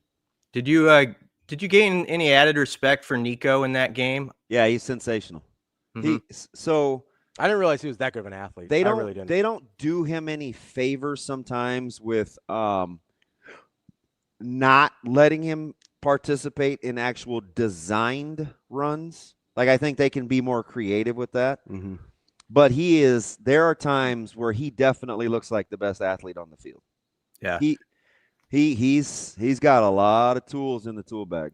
I thought they got a little big for their britches. This isn't hindsight. On the 4th and 1 stop Nebraska had that was key in the second quarter. On that 3rd and 1, I understand football opportunity. You take your shot sometimes on that 3rd and 1 because you think you're going so good with the run. But after they had that like 9-minute, almost 10-minute drive, and they were working on another one, I thought that was just a huge mistake to like just cram it at Nebraska 2 times there, move the sticks, keep that clock moving another 1 or 2 minutes at least. And I mean, they were on the march toward another like 7-minute type of drive. And I thought they did Nebraska a big favor with that play call. Yeah. So every I got that a lot on the, not a lot. There were a couple of social media deals. Well, hey, thank goodness they threw it on 3rd and 1. I'm like, you guys are like masochists. Do you know how many times over like the last 20 years, like if you could take a play, what it's like, why when it happens to Nebraska, you point it out, and when Nebraska does it, you point it out. Like, at some point just understand that everybody has those kind of what the heck's. It's football. It happens. Oh yeah, that's a definite natural call in that situation. Don't get me wrong. I just thought in the particular game, the way it was going, the flow of it, and that drive that had preceded it, I thought that was an assist to Nebraska, but Nebraska had to take advantage of it. You have that jolt. It's like, all right, it's 4th and 1, get off the field here, and Andrew Marshall comes in, makes a nice play to kind of set it on fire. And then super unselfish job by Marshall. That was So give the Husker defense credit there. I mean, they rose up, and that ended up. It felt like a big sequence to get that separation early, and obviously it ended up being so. That's the one where he boxed him in, Singleton, and then Shavers come in. Yeah, that was a really good play. Like he gave himself up. I mean, that's a 190-pound guy taking on a kick-out block. BC, I do think there's is there any part of you that wonders if part of the reason they took that shot is I think offensive coordinators know how hard it is to score on a 17-play drive, and they go, hey, are the chances of us doing that consistently enough to win a ball game that way are probably not great. This is an ideal time to take a shot because we do think we can pick up the 4th and 1 based on how things have been going. Oh yeah, I mean that was definitely part of the thinking, and also Nebraska's been a tough team to throw it on, so you're looking for situations where it's your advantage, and that would be one. And so I get all the reasons why you would do it. I don't want to just beat the drum on it, but when it happened, I was like, okay, that's nice for Nebraska. Now get off the field here, and you have a chance to really not blow it open, but you did get that distance that you needed. And so Nico was kind of all over the place in the first half throwing it too. He got maybe a little bit more dialed in, but it felt like his throws could go anywhere in the first half of that game, as good as he was running it. When you're looking at, I want to stay before we get to the whole Lateef thing. When you're watching how UCLA wants to play, how they ended up playing, did you at all go back to they had a week to prepare, or they were kind of coming in as a trendy team, or they were actually favored, or any of that? Because I think at the end of the game when we watched it, it was just UCLA. But going into the game, we certainly weren't saying, oh, this is just UCLA.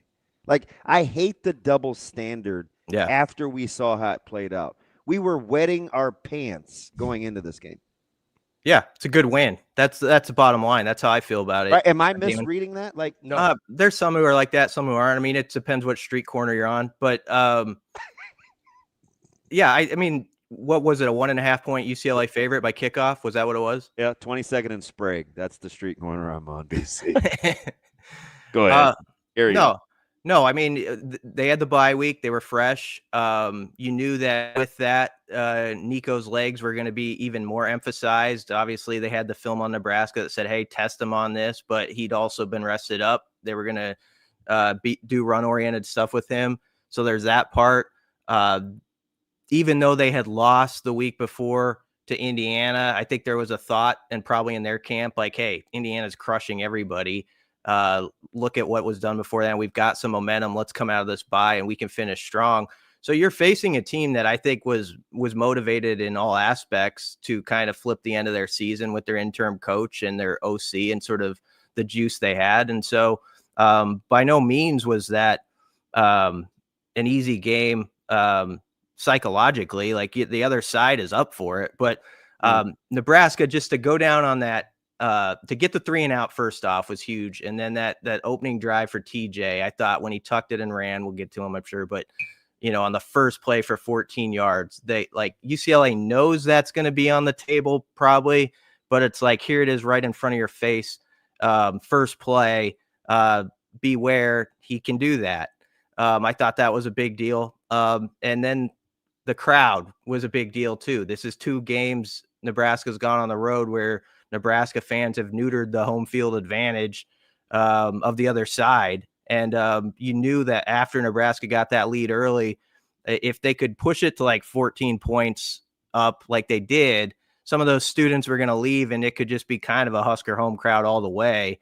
And so I thought all that kind of worked together, but by no means am I discounting the win. When I saw that McCullough was out, heard that he was out, I was like, okay, you're out your QB1 and you're out one of your most versatile guys on defense. This is not going to be easy, but I do think this team bought into. You're on your third tackle. There was a lot.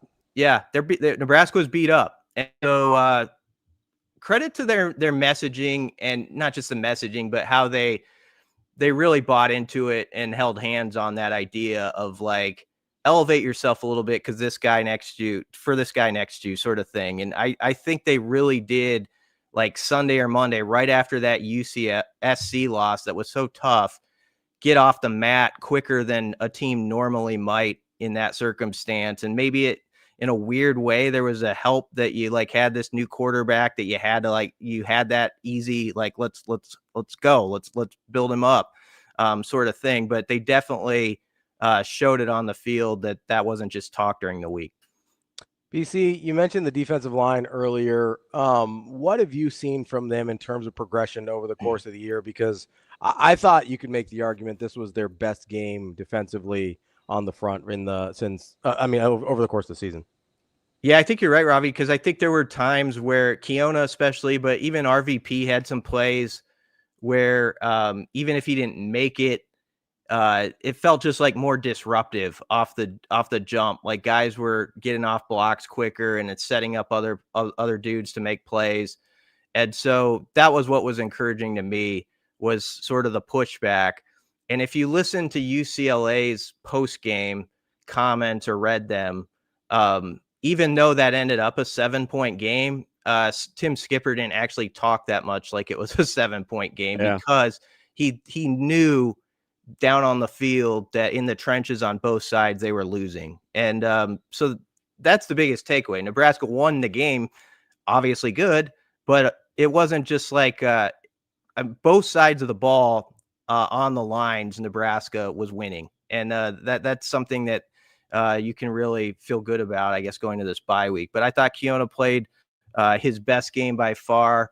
It was great to see him get the sack. His family was on the plane when I was traveling home wearing their 97s. And, that just had to feel like $1 million to them after a game like that.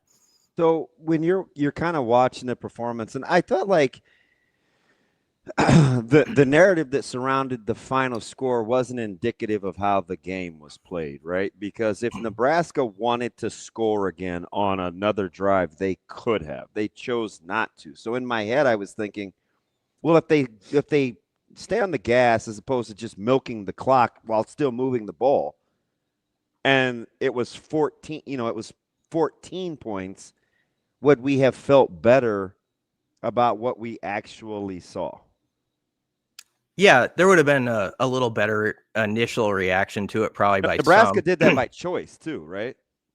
Yeah, I mean, if you want to nitpick, there's that part, and I'm sure they're looking at it too, like where you're always like, what can you get better at? And those moments when you can step on a team's throat.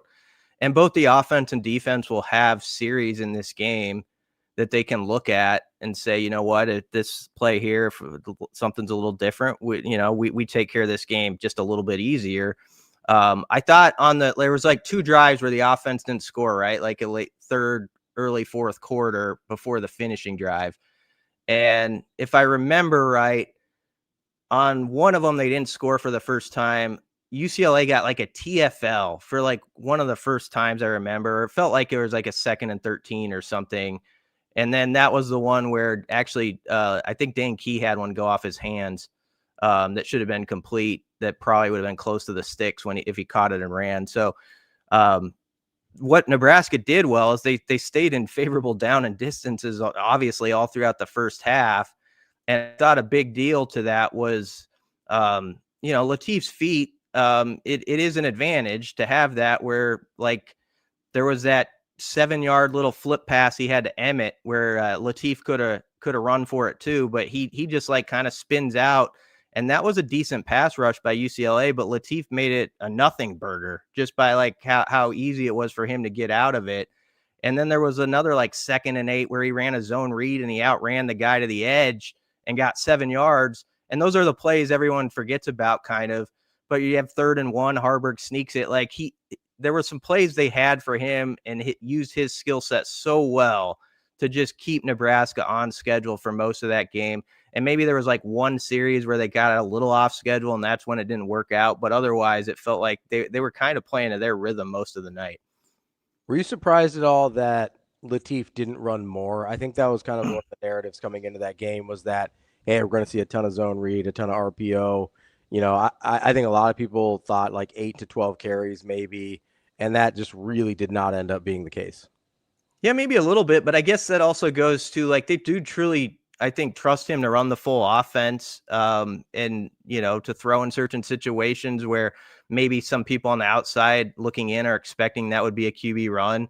And, you know, they said it after the game. It's a big deal, and I'm sure it is to TJ on that last 4-minute drive to close them out when you call 2 pass plays in a row and you believe in your guy that he's going to execute, not do something foolish. And he did. And so I think to your question, that's a product of belief in TJ and just running the full offense as you have, but just then sprinkling in that added element of his feet where maybe he's got a little more to that than Rhule does. And that part was very useful. There's no question. So so Nebraska offensively, there's this conversation. It's kind of the undertone of why, if it's, and I'm not, you can insert names because I don't think the specific names ultimately matter in coaching. You have a job to do as a coach. So I say all that to say that, and you look at, well, a coach called a game like this and it played to such and such strengths. Mm-hmm. This is how it looked. Does it have to look a certain way at the end for us to be consistent with that philosophy? Because I ask the question because I say at sometimes Coach Holgerson's going to call a game or an offense that accentuates Dylan's strengths too. Right. It's just we have to like the way it looks when it looks the way we want it to. I'm just trying to balance. Is it all about how it looks at the end before we decide if we like it or not? I mean, it's a good question. I suppose there's some of that. I mean, there's been games this year where I felt like Dana and Dylan have meshed really well too. And trust me, I don't want to make the whole discussion pitting this guy, that guy sort of thing. But I just thought in this particular week, when you have, some would see it as a challenge with a new quarterback.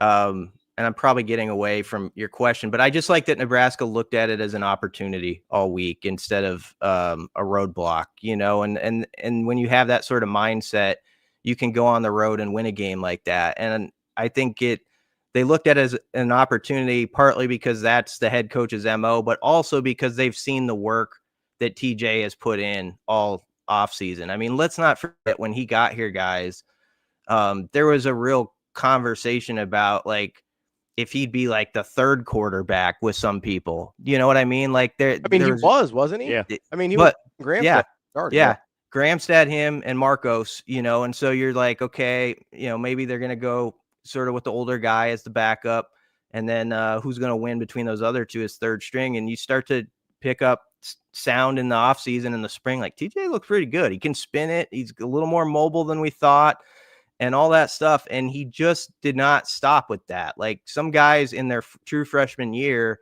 they have that like 1 or 2 weeks in the spring when it's kind of looking good for them, and then it kind of fades, and it didn't. And he's just kept progressing. And I think that's why there was so much confidence, and Dana had confidence, like in certain things, like, yes, he can give us this element maybe a little differently than Dylan, and I can play to that a little bit more. But I also believe in this guy to execute the same type of stuff that Dylan has done in certain situations, and to be able to make checks and all of that. And I just thought that was really impressive from both the player and coach this week. BC, what do you think we might see after TJ has had a bye week compared to what we saw just from half against USC into the UCLA game? Like, how much do you expect them to try and get him comfortable with more parts of the offense? Do you think he's already there? Like, is there something specific you're looking for? I don't think there's going to be a dramatic shift. Like, I mean, obviously, if you feel like you can push it one more notch, you do, I guess. But there's a lot of stuff I think already in that book that he can run that they feel you can win games with and can work. You know, it's going to be interesting to see what type of team they meet in Happy Valley with Penn State. Obviously, that's a squad that they've got great dudes on that D line, and they if they want to be, they can be pretty disruptive. That can still be a really good football team. They got a lot of good athletes, and I'm trying to think, is that their senior day? Is that going to be their senior day? I don't know if that still gets guys motivated or not, but we'll see if Penn State still has juice after what happened against Indiana. But Nebraska's got to prepare like they are going to get Penn State's best, and like they're going to play at the top level they can. But to your question, I don't know, Ravi, if they add a little bit more, but I think there's enough on that menu that they feel like they can go in there and win a game like that. Is there a way that Nebraska has to play relative to what you think the next opponent brings to the table to formulate an opinion on how you feel about this offense is moving? I mean, I just love the fact that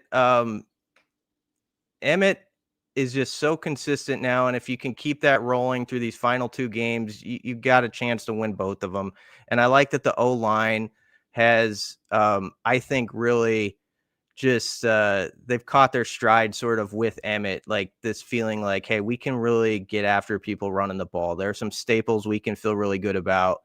And so that's the part to me that's the big deal. Like, just keep playing into that, keep leaning into that. They're confident group right now in how they can run it and how they can block people up front. And that Emmett, even if it is a play that isn't the most well blocked, can get sometimes 5 or 6 yards out of it and still put you in a good down and distance. And so I don't think they got to reinvent the wheel or anything these last two games. I think you just get ready, like, let's keep slogging it out. And they've got a pretty good tempo going right now with things. And if you put young TJ in some good third and short type spots, like, it doesn't matter if it's Penn State or Iowa or who the helmet is, he's capable of moving the chains against those guys in those situations. So with Emmett in this O-line, it's been nice for this offensive line. Let's just focus on them for, with kind of the beating they took after Minnesota and some of those midseason games, to have kind of reshifted the narrative by just flat out getting after some people in the run game. And credit to them. That is our guy, Brian Christopherson, Husker 24/7. BC, great stuff as always. We appreciate it. All right. Thoughtful one. Okay. Thanks a lot, guys. Thanks, B. That's Brian Christopherson. Husker. My favorite part is, I think it might be Brunt. What? No. No. Well, it's good to. So, okay. That's like getting the hug that's like the hug that I gave Dirk at Costco. Yeah. That made me feel good. Yeah, he's like, no, this is about you and me. It's not being weird that I want to have a connection. You said, no, this is about you and me. How it translates to wins. That. I'm not even superstitious, but that was kind of cute. That was funny. You little stitious? No, I'm not. It's like a church potluck. You don't want to offend anyone. So now I'm curious what we're walking into. Food-wise? Yes. I don't know, man. Is he being serious? Listen, I'm already. You want to know what a baby I am? I'm constantly telling myself. Okay. Right? I have follow-up questions after this, but it's okay. Not about what you're about to say about the church. So potluck. we can't take a big plane because they don't have the airport at Happy Valley for it. Yeah. And everybody's like, "Oh, don't get used to this. It's going to be, miserable heading into Happy Valley." And it's already, if Millard South wasn't bad enough, it's giving me an ulcer. Yeah. Is that? No, I don't blame you. Like, you get kind of used to certain. It's not even so much that is, like, they've had to learn to travel, the business approach, the So you don't protocol. like throwing a wrench in that? Just something else that shouldn't matter, that you can't let matter. You have to deal with it. So I, just being comfortable, being uncomfortable. Literally. I have questions about the church potluck situation. Are you going to have the cojones to ask Kyle how he did not know if there was meat in the lasagna? 100%. It's the first question I I'm hope asking. he gives you the same answer he gave me. And I will call him a borderline serial killer. Do I look like the kind of guy that is concerned about protein in my lasagna? Concerned and unable to notice are not the same thing. They're not. He has a delivery that's very intimidating. Do they do at your AME church? Yes. African Methodist Episcopalian. Do they do St. John, the oldest church in the state of Nebraska? Do they do potlucks? We used to. Is that I know, like at the churches I grew up in, which are a little different. There's a lot of potlucks growing up. I didn't know if that was a commonality in the churches that you grew up in. Yeah, bring a dish. Yeah. Yeah, I'm not a potluck guy. It's more a wish you luck. I don't do potlucks. I imagine your guys' potlucks were better than ours. Why? Because we season. We've got Kevin Suits coming up next here on Hurrdat Sports Live.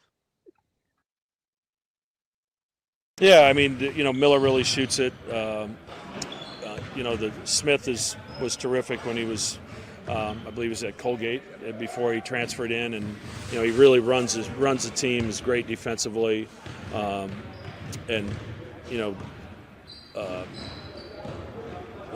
Grant Foster is, he's such a good slasher, and he can take it off the rim. He can lead the break. His back cuts offensively, his work on the offensive glass, and then Worley really changes the game too because he's totally different, and he can switch some ball screens. He can provide a little bit more pressure defensively for them, and he's a downhill driver. So they can give you a lot of different looks, and you talk about the two bigs a lot. But at the end of the day, they're probably only on the court together 12 to 15 minutes, and the rest of the game you're dealing with a little bit smaller, more athletic lineup.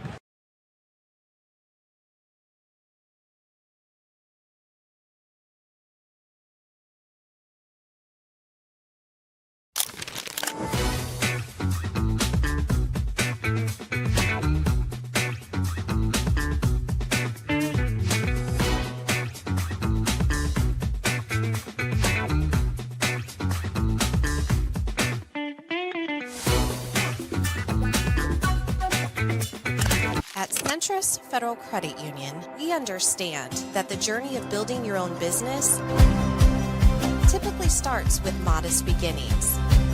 With a little help from our team of experts and small business loan offerings, you can take your vision and transform it into a more concrete reality. Centris Federal Credit Union. We are where you are.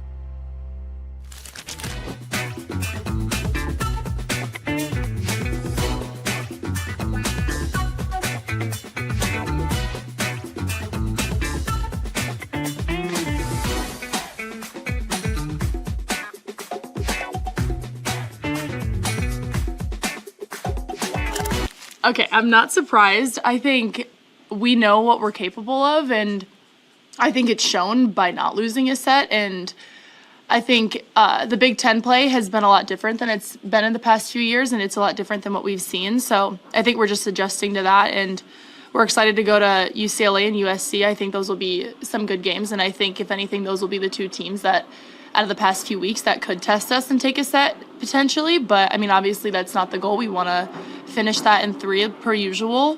But no, I'm not surprised. I think we know what we're capable of, and I think that shows that. I mean, I think they play a different type of volleyball. I think California has a different style of play. We've been watching USC a lot. A lot of those girls have been playing for a while, and California kind of has a different style of play, and I think that's just something for us to adjust to. And 2 sold-out crowds, I believe, and that's always going to be fun, and that's always a little bit nerve-wracking, just going to an away game in away gyms and playing against teams that have sold-out crowds. So it's going to be exciting, but I do think that those are 2 really good teams.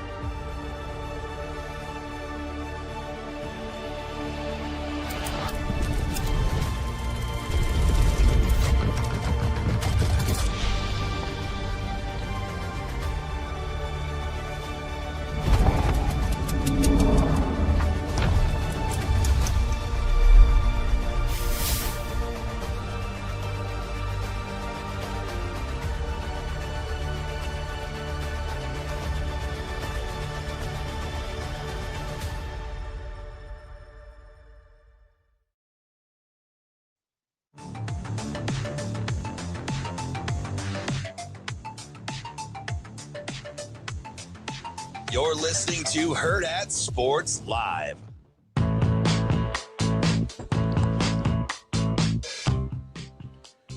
Welcome back, Hurrdat Sports Live. That's DBM Ravi Lulla here at Hurrdat Sports Bar and Grill. We are joined now by Kevin Zutz of 1011 News in Lincoln. Kevin, how are we doing this morning? Ravi, we're doing really good. Special day over here. Just overjoyed and feeling all the feels this morning. DB, you can relate to this. When your kids set out a goal, you want to do everything you can to help them achieve it. You support them, but it's their goal, right? And with it being signing day, my daughter is officially signed to play college volleyball, and we couldn't be more proud of her. Oh, my goodness. Well, and not just that, but also we've got our NAB Preps Awards coming up, nominated for Class C1 Setter of the Year, nominated for Class C1 Player of the Year. I mean, great day to be in the Suits household. It certainly is. And it's also weird for me, guys, because we know when this date rolls around professionally every year in the various signing dates that those are special moments for the families, the athletes, the schools, the coaches.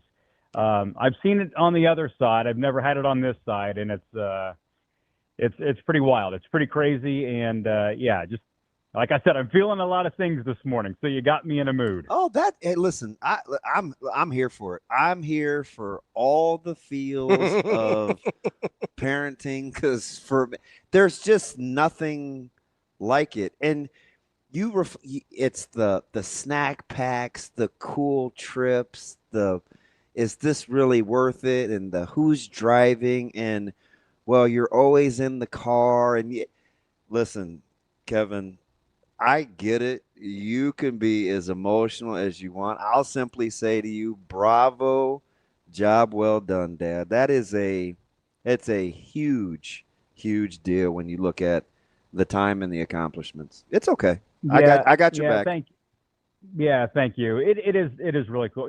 Like I said, you want nothing more than your kids to set goals, work really hard, and get them. And we know that they're not always going to get them. That's the thing with sports. There's a lot of failure. There's trials, and it is a journey. It's an indescribable journey. And plus, signing day for us comes 1 week after having the opposite emotions. There was heartbreak on the state volleyball court, and Wednesday night was pretty challenging for my daughter, her teammates, the coaching staff, and her career abruptly ended. And so to know that 6-7 days later, it is. That was not intended, by the way. 7 days later, 7 days later, it's a different feeling. And of course, thanks go out to the many people that have had an impact and influence on Bella, coaches, administrators, teammates, friends in our neighborhood. Everybody that's really just supported her in her journey. So she's off to Wayne State next year, and that's a program, man. One, we love the coaching staff. Coach Kneifel is an awesome guy and a terrific, terrific coach, and we trust him and his staff with our daughter and the other signees. That'll be announced, I would assume, at some point today. But they're number 3 in Division I right now, and they are hot. Excited to go watch them play on Saturday. That's awesome, Kevin. Anything else you need to brag on your daughter about before we move on to anything else? I want to give you some space here. Man. If you got it. This segment is going to take me pretty far, Kevin. You have no idea sometimes the impact you can have on other people just by being authentic. I appreciate your transparency. I appreciate that, and I appreciate you guys letting me indulge here for a few minutes. I'm ready to pivot, though. If you guys want to talk Emmett Johnson, Nebraska volleyball, busy college hoops last night was awesome, guys. Hoops. Oh, early November, and we've got tons of ranked matchups. And Creighton didn't play the best, Nebraska didn't play the best, but they won, and their opponent wasn't very good. And man, there was some awesome college basketball on a Tuesday in early November. I mean, that Illinois Texas Tech game was pretty good. I don't know if you caught any of that, but also I did. Just deep cut. I was watching a little Kent State Akron. That was a barn burner. That was a football game in action last night. Akron recovered 2 or 3 onside kicks and converted a 2-point conversion. It was incredible. I got to start with, I want to start. It's low-hanging fruit. I'm going to get to volleyball and Emmett in a second. I want to go to hoops. Be honest with me, Kev. When Mast was sitting out and you go back to his first year and his role, did you get or understand the importance of him not playing last year, what it means to that team real time? No. I didn't either. No. And frankly, I wasn't convinced that he'd be back this year. Yeah. I thought that he was going to use the year just to get healthy and recover from surgery and then maybe pursue whatever the next opportunity was. I had my doubts that he would be back in a Nebraska uniform. But he really wanted to. He's poured his heart and soul into that recovery, and to see him get the triple-double on Saturday was pretty special. And I'm impressed with his endurance in short time. I've thought that there would be more of a load management with Rienk early in this season, but they've turned him loose. He's logged some pretty heavy minutes already, and it looks like he's moving pretty well, knock on wood if you're a Nebraska fan. And he's going to impact some games in a bunch of different ways. Of course, the exhibition game against BYU was pretty eye-opening that he was back in form. But, yeah, he's going to score it. He's going to rebound it. And they're going to need him to defend when the Big Ten rolls around. Is there anything that concerned you about last night? Obviously, you mentioned not the cleanest performance against Eastern Shore. Anything that concerned you moving forward, or is it just, hey, kind of a sleepy night, sleepy opponent? Nebraska's still trying to figure a few things out. Like anything portable, good or bad, you think, from that one? Nothing exclusively from last night. The concern of, Tuesday night's game against Maryland Eastern Shore kind of aligns with what I think for the duration of the season is they will have nights where they're not going to shoot it well. And it's because they're either cold or because the other team's going to defend them pretty tight.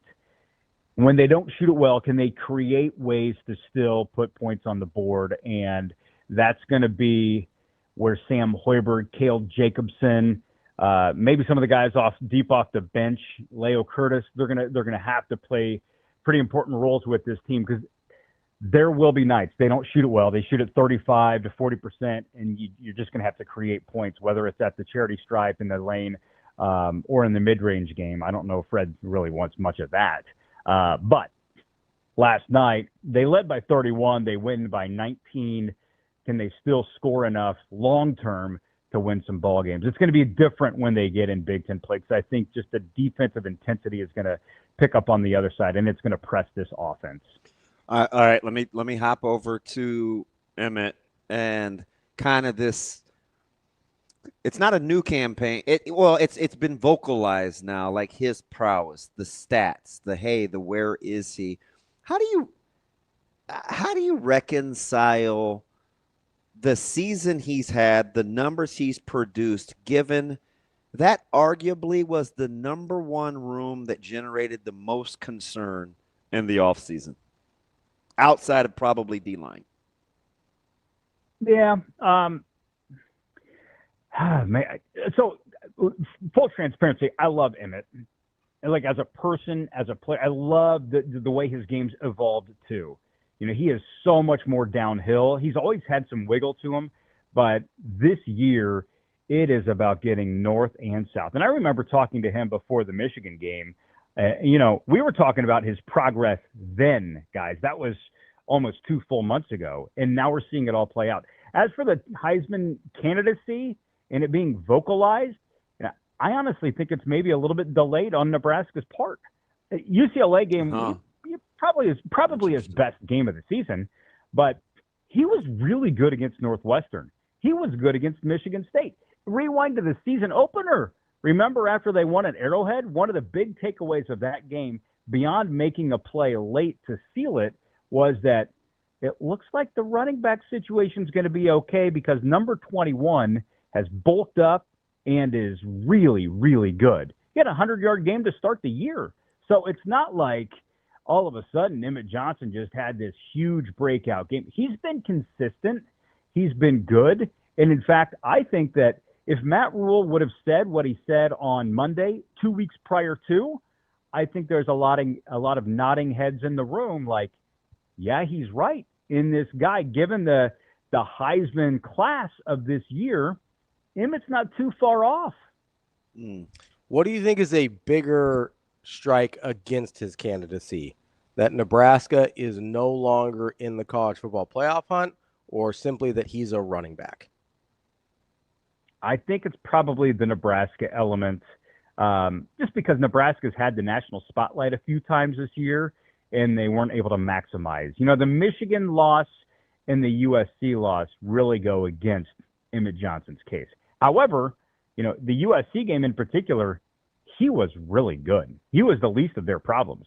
And I think we can, you know, move the conversation forward, guys, in saying that Emmett's candidacy for the Heisman Trophy, it gives some validation to the offensive line, yet the biggest criticism in those losses was the offensive line. There is some irony there.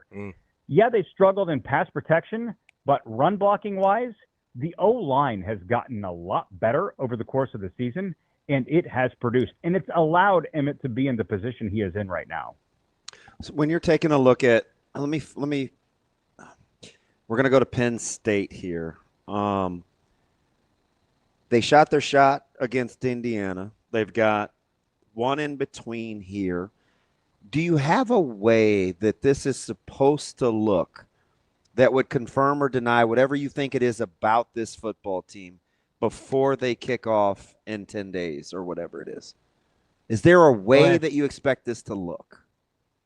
That's complicated because it's TJ Lateef, and we only have one full game of TJ Lateef quarterbacking this offense. You said it. I did. I like it. I mean, it's true, right? Yeah. Like what they did against UCLA with TJ running the offense, does it look the same against Penn State? I think that the opponents are very different. So Nebraska could have a totally different game plan. There's a lot of mystery with this game. And as much as this all really stinks for Dylan Raiola, it kind of re-energizes the fans because there is a lot of curiosity for these final couple of games of the season, especially TJ being as effective and efficient as he was out on the West Coast this past Saturday. So to get back to your question, DB, I don't know if it alters my scale in those lens in which I look at this Penn State game. I think that they just need to stay simple. You know, I think you can beat Penn State right now by not making mistakes. And I mean, that's pretty fascinating, right? You're going to ask a true freshman quarterback with one career start to not make mistakes. And that's exactly what Penn State is going to say that they want to do defensively, put pressure on him, rattle him, and try to get the ball out a couple of times. That's our guy, Kevin Suits, 1011 News in Lincoln.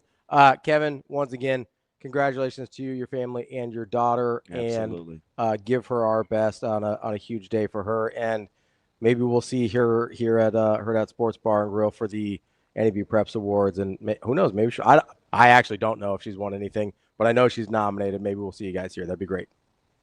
Yeah, and that's pretty awesome that she's on that list. It's pretty humbling. And, we thank again everybody for the acknowledgement and the support along the way. I hope that event is awesome. I know that it will because there's so many awesome people over there at Hurrdat and NEB Preps. And pretty cool stuff. Shayla Rautenberg's going to win Player of the Year, though. You're the man, Suits. I always appreciate you. We'll talk to you later, buddy. All right, be good, boys. That is Kevin Suits from 1011 News in Lincoln. She could still win Setter of the Year. Yeah. It's pretty authentic. Nominated for more than one award. No, that was great. It's cool to see people well respected by his peers. Yeah, it's cool to see people in kind of outside their businessy mode sometimes. I like it. I can appreciate it. It's like us. You never see us really loose and unplugged, right? So exactly. Let's take a quick break here, and then we'll return here before the top of the hour. We'll get to Kyle Crooks at 9, but got to remind you, it's already time to start thinking about maybe buying holiday gifts, decor, food, and more. This holiday season, give yourself the gift of savings while shopping with Centris Federal Credit Union's Roundup program. When you enroll in Centris Roundup, every purchase you make with your Centris Visa debit card gets rounded up to the nearest whole dollar. That amount then gets transferred from your checking to your savings account. It's a simple way to grow your savings through the holiday season and beyond. Learn more about Centris Roundup at centrisfcu.org. Terms and conditions apply. Federally insured by NCUA. That's DB. I'm Ravi Lulla. We'll be back with more Hurrdat Sports Live. Yeah, I mean, Miller really shoots it. The Smith was terrific when he was, I believe, he was at Colgate before he transferred in, and he really runs the team. Is great defensively,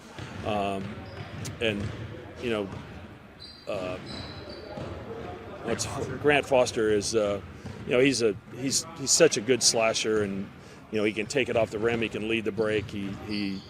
His back cuts offensively, his work on the offensive glass, and then Worley really changes the game too because he's totally different, and he can switch some ball screens. He can provide a little bit more pressure defensively for them, and he's a downhill driver. So they can give you a lot of different looks, and you talk about the two bigs a lot.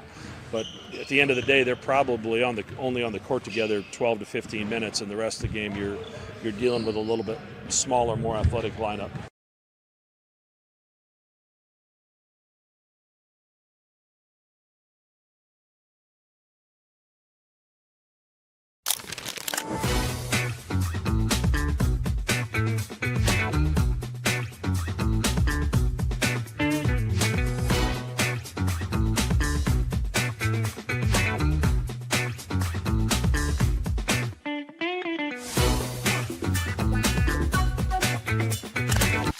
Centris Federal Credit Union, we understand that the journey of building your own business typically starts with modest beginnings.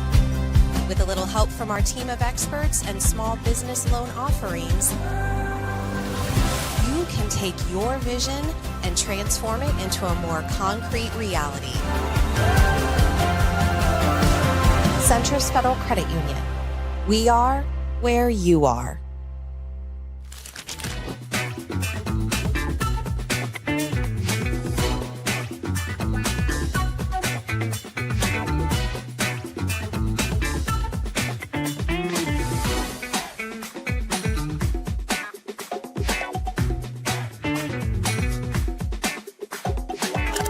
Okay, I'm not surprised. I think we know what we're capable of, and I think it's shown by not losing a set. And I think the Big Ten play has been a lot different than it's been in the past few years, and it's a lot different than what we've seen. So I think we're just adjusting to that, and we're excited to go to UCLA and USC. I think those will be some good games, and I think, if anything, those will be the two teams that, out of the past few weeks, that could test us and take a set potentially. But I mean, obviously that's not the goal. We want to finish that in 3 per usual.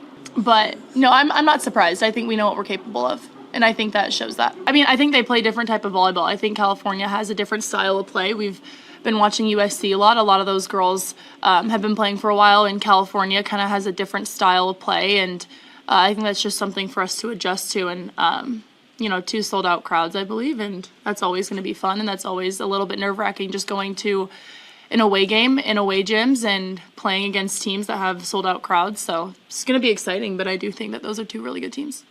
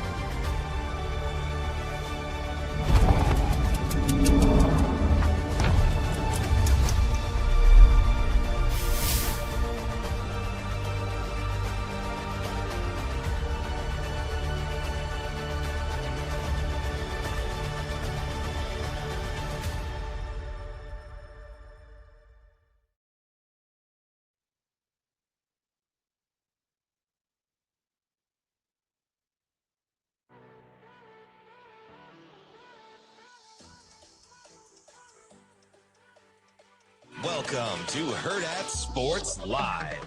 Husker 44 tied at 7, 11-15 until half. Lindenmeyer, the motion man, settles in the trips right. Hunter wide left. Snap. Lateef back to pass. Loads a screen left. Acres of space. Johnson 45 to midfield. Blockers out in front. 45-40. Left sideline to the 30. Breaks a tackle. Tiptoes the boundary. 20, 15, 10, 5. Touchdown, Huskers! Oh, that was incredible. Johnson caught the screen, broke multiple tackles, tiptoeing the boundary all the way 56 yards for number 21, 13-7 Huskers.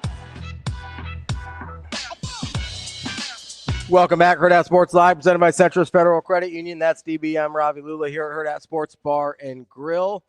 We're going to talk to Kyle Crooks here in just a minute. DB, I was wondering if you could indulge me here for a second. Absolutely, whatever you want. So I know that this particular person did you a really large favor, even if you weren't super grateful for it. Oh, this is interesting. Your boy Nico Harrison was fired yesterday. Yes. So I was just kind of doing this deep dive because obviously he is perpetrated one of the worst trades in NBA history. Yep. I don't think that's arguable in any sense. I think he's actually worse at all of his jobs than we think he's been. Yeah. Okay. So a lot of the reports. Go ahead. So you've got the Luka trade. Yep. Which, as mentioned, one of the worst trades in NBA. I would argue one of the worst trades in pro sports history. Yeah. Number 2. Failed to sign Jalen Brunson to a very reasonable extension. Jalen wanted 4 years, $50 million for like a year. Yep. That's all he asked for. 4 years, extensive. 4 years, $50 million. That is less than half of what he ended up getting in New York. And listen, even if you don't know he's going to turn into what he turned into in New York, you knew he was pretty good. Yeah. Right? And then you don't have to trade assets to get Kyrie, who's a headache and whatever. Like, you screwed that up. And then he also, in his previous life, and I know some hoops heads know this, I don't know if people who don't follow it super close know this, was an executive at Nike. One Stephen Curry was a Nike athlete. Yeah. And listen, I understand the timeline. Steph Curry wasn't Steph Curry yet. But here's how that meeting went when his renewal was up for Nike. Number 1, they left Kevin Durant's name on the presentation. I can't believe you got in the weeds with this. Oh, 100%. But it was all over. It was all he was getting lambasted. Number 2, he, by his own admission, called Steph Curry Seth, who at that point, I don't even think was playing at Duke yet. Yeah. Like, how do you... And finally, misspelled Steph's name on the presentation. How on earth did this person? So I just want to encourage people. Yeah. If you ever think you're not qualified to apply for a job, just do it anyway. Because you might Nico your way into something crazy. And I'm going to start using that as a. I'm going to start. What's it going to mean if you Nico'd your way in? Like, if you end up in a job that you are way over your head and in no way qualified for, you Nico'd your way into that situation. Gotcha. Okay. That's certainly not the case with our next guest. He has earned it and doing great at it in year 1. Although he might be asleep on us. No, there he is. Okay. Oh, wow. You just popped me up like that? Whoa. Listen, the head was down. You know, I know it's early for. I know we tried to talk to Jess earlier and she was asleep. So I was just making sure. I didn't know if that was like a Husker Radio Network thing that everybody slept in on Wednesdays. What's going on, Kyle? How we doing? Yeah, mornings aren't my thing. Mornings, maybe they're more of Jess's thing. Damon not this morning. They are not. Yes, we had her on. We sleep sometime. We got to sleep sometime, you know. We put her on. She was on speakerphone because Ravi had a couple of questions about ordering Ubers, and is it an unspoken rule of who sits in the front seat on our rides over to the stadium? We don't really openly talk about it, but how do you think it comes about that we decide who sits in the front seat? The person who can carry a conversation for the 15, sometimes 20 minutes, sometimes 10 minutes. That's what it's doing. So DB has never sat in the front seat. No, he has. Oh, I sat in the front seat when we got a car that was too small, and I didn't want Casey scrunch, so we put Jess in the middle, and I sat in the front seat. Where was that, Casey? Oh, I don't know. Maryland, maybe? We haven't had many road trips, I guess, so it's got to be Maryland, right? Yeah. Yeah. We've Ben's been a front seater, which is again against maybe his personality, but that was I forget what road trip that was, but I'm sure he loved that. He was a tremendous front seater, and I've had the middle seat in the back row probably 2 times, just being a team player, because sometimes you just gotta scrunch in the back. So I've been a middle seat guy, but I am not a front seater. As Damon knows, I'm not a small talk guy. That's okay, just my thing. So please indulge me a little small talk here, because I have a very important question to ask you that is not football related. I have some concerns that you were unable to identify whether or not there was any meat in a lasagna. I understand if you don't care, but not noticing is a little concerning to me. Are you okay? Are you okay? That's a question I can give you about 30 minutes. Casey, give him the answer you gave me about when you were like, do I look like that one? I don't want to put words in your mouth, but because I told him he wanted me to ask follow-up questions. And I said, well, his answer cut me off. Like, I kind of folded because of your delivery. What was the response you gave me when I said, how do you not know? I think I said because I just eat so fast that I don't necessarily compute some things that are on my plate. If it's something, if there's Italian, if it's some sort of chicken, vegetable, it's getting deleted. It's not something that I process. So I truly didn't remember if there was meat in the lasagna. I assume there was, and I'm like, you know what? That's a good question. Sometimes you give me a shovel with some of the things that I eat, and I just go at it. I'm gonna be honest. I feel that way like when I give my dogs like a really good treat sometimes, and I'm like, you didn't even chew that. You don't know what I just gave you. He said, do I strike you as the type of person that's discerning whether there's meat in my lasagna? I'm gonna clean my plate and move on. And I was like, vegetable lasagna, meat lasagna, I'm all in. Any sort of Italian, it doesn't necessarily matter. No questions, just eat. All right. I had to ask. The way DB told the story, I was like, it was 100% accurate. No, it was accurate, but I was like, that's a little concerning. The thing is, I know I'm strange. I know I'm strange. I know I'm not ordinary. So I get all that. It's all good. And I told him too, Casey, for as well as we get along, you know how to control your delivery, right? When you want to be funny, it's the same as when you don't want to further any conversation. So it's like the thing is, Damon's starting to realize that I'm very sarcastic, dry humor, one-liner guy. So sometimes Damon will get thrown off when I give him a one-liner jab, and I'm like, Damon, this is me showing love. This is when I love somebody. I just have the one-liners. If I don't say anything, that's just you're in the doghouse. Yeah. All right, so I have one more very important question. This one's getting a little closer to the subject matter here. So a couple of weeks ago, there was some tension between upstairs and downstairs on the radio call, and I thought you did a really good job of getting everybody settled down. Settle in. Maybe one of my favorite calls, and I've been saying it to DB pretty much ever since, is everybody up here and everybody down there needs to settle in. Come on. What's going through your head when you're hearing them kind of go back and forth? We already talked to Jess about this, so I'm not throwing anybody under the bus. When you hear them going back and forth and she's like, bro, I'm where I always am. What's happening in your brain while this is going on?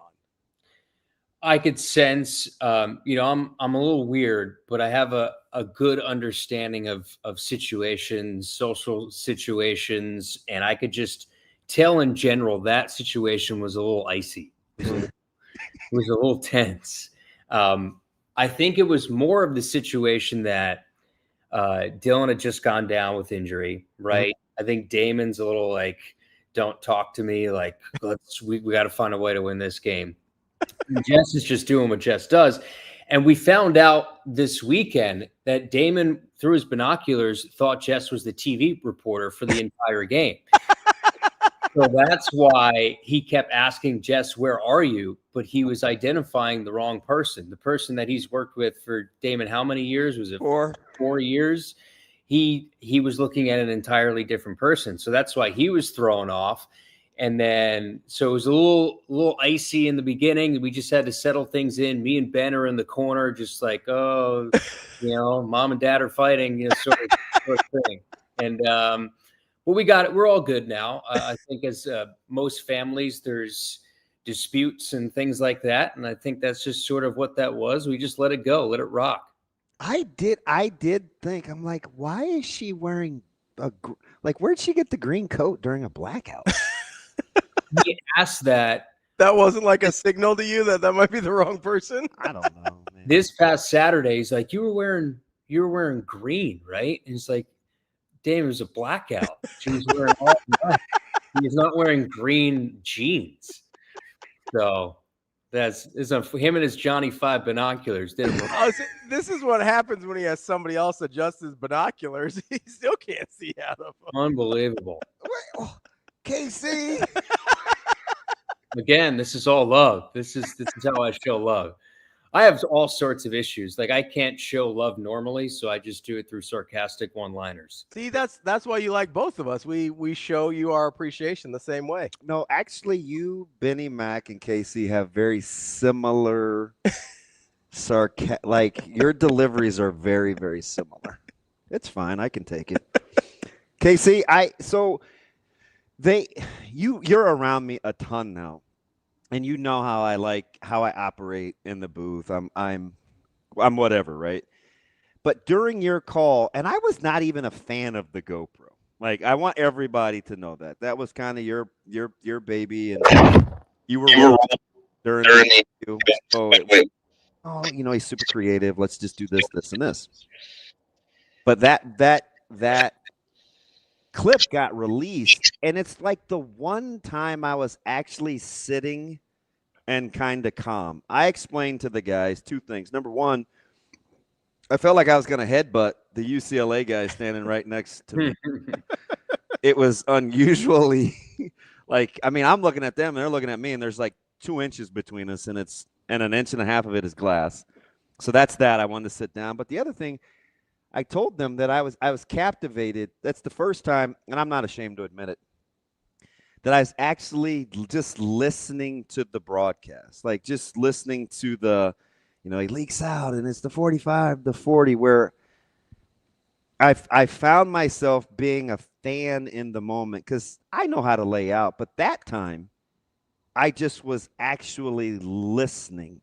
Do you feel like, because I heard it at Costco, like, do you feel like the evolution is kind of where you're wanting it? I know you're a perfectionist and it's not a finished product, but do you feel like it's getting to where you want it to be? I was me and Jess were in her office yesterday, and I was saying something to that effect that, like, I feel like our broadcast is in a really good spot.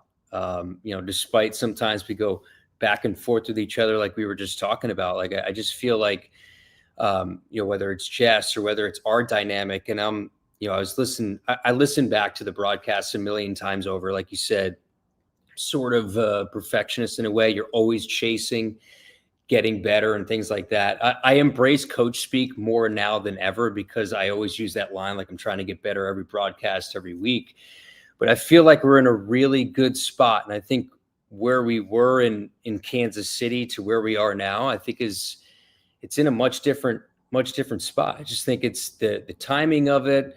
I was listening back to the broadcast, the one we just did, and not to toot your horn, but I'm like, wow, Damon, sometimes when you're in it, I don't do a good enough job of listening to what you're saying, right? Because you're always on to the next play. And I'm like, wow, Damon was really on it in this. He's always on it, but like he was really on it in this game. And there's certain things that I think I'm learning as I go about the game through you that I think is super interesting, especially with this transition of TJ stepping in and how defenses have to react and certain things that are now open with the offense. And so it's like I'm learning more and more as we go, aside from the play-by-play side, but what's happening on the field. Like I've always thought I had a good grasp of what's happening, but now you sit next to somebody who sees it at a different level. I think that's really cool because I think I'm starting to see the game at a much different level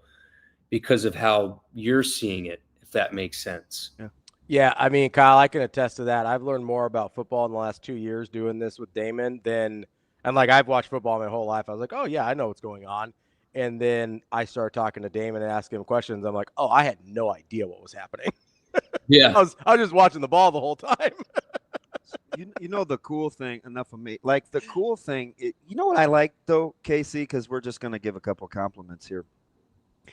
One of the things that I think is really, really cool coming from Florida and kind of how you had to do your job, we could tell you a lot of things, right? Hey, you know, Josh is this back as an engineer. Jess is this on the sidelines, or B-Mac is this as a spotter.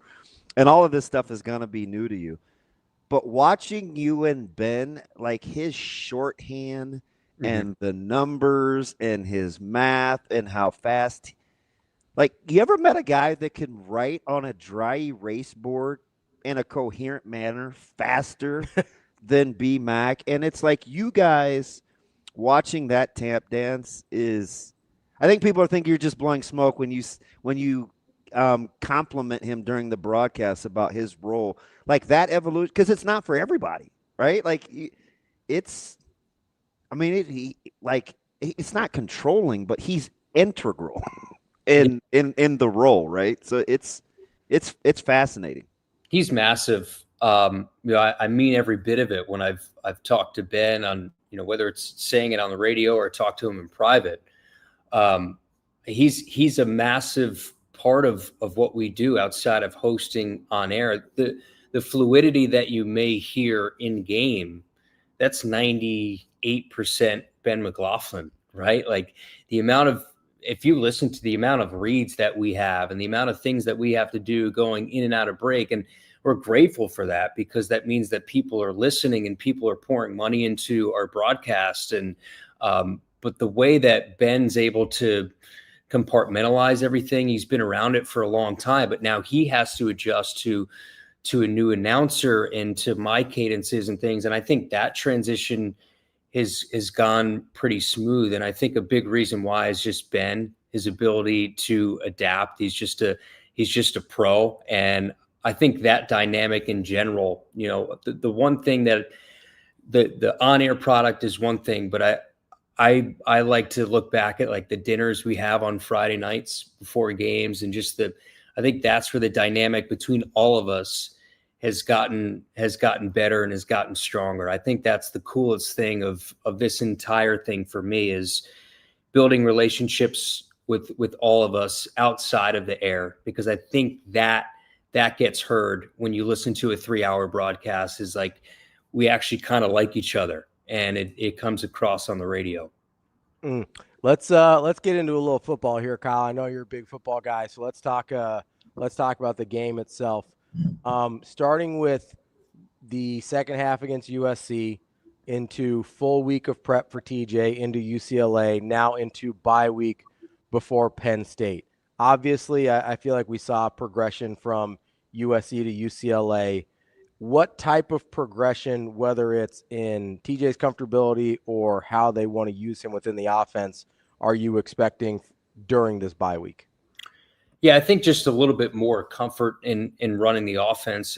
We're going to learn a lot more, and you guys know over these next 2 weeks, really over the next game against Penn State, you're playing much different defenses, much different fronts, guys that are a few more guys that we playing on Sundays here over the next couple games. So I think we're going to learn more about TJ and his ability to handle adversity. I think that is going to be one area that I'm going to look at. You're going to rely heavily on Emmett Johnson, right? He's going to get his 25 to 30 touches, and that takes a lot of the weight off the shoulders of a true freshman quarterback. But when you're behind in the chains and all of a sudden now you're second and 12 or you're third and 13, what does that look like for TJ Lateef? Is he able to drop back, read defenses a little bit more, and rip the ball downfield? So that's what I'm going to be looking at here.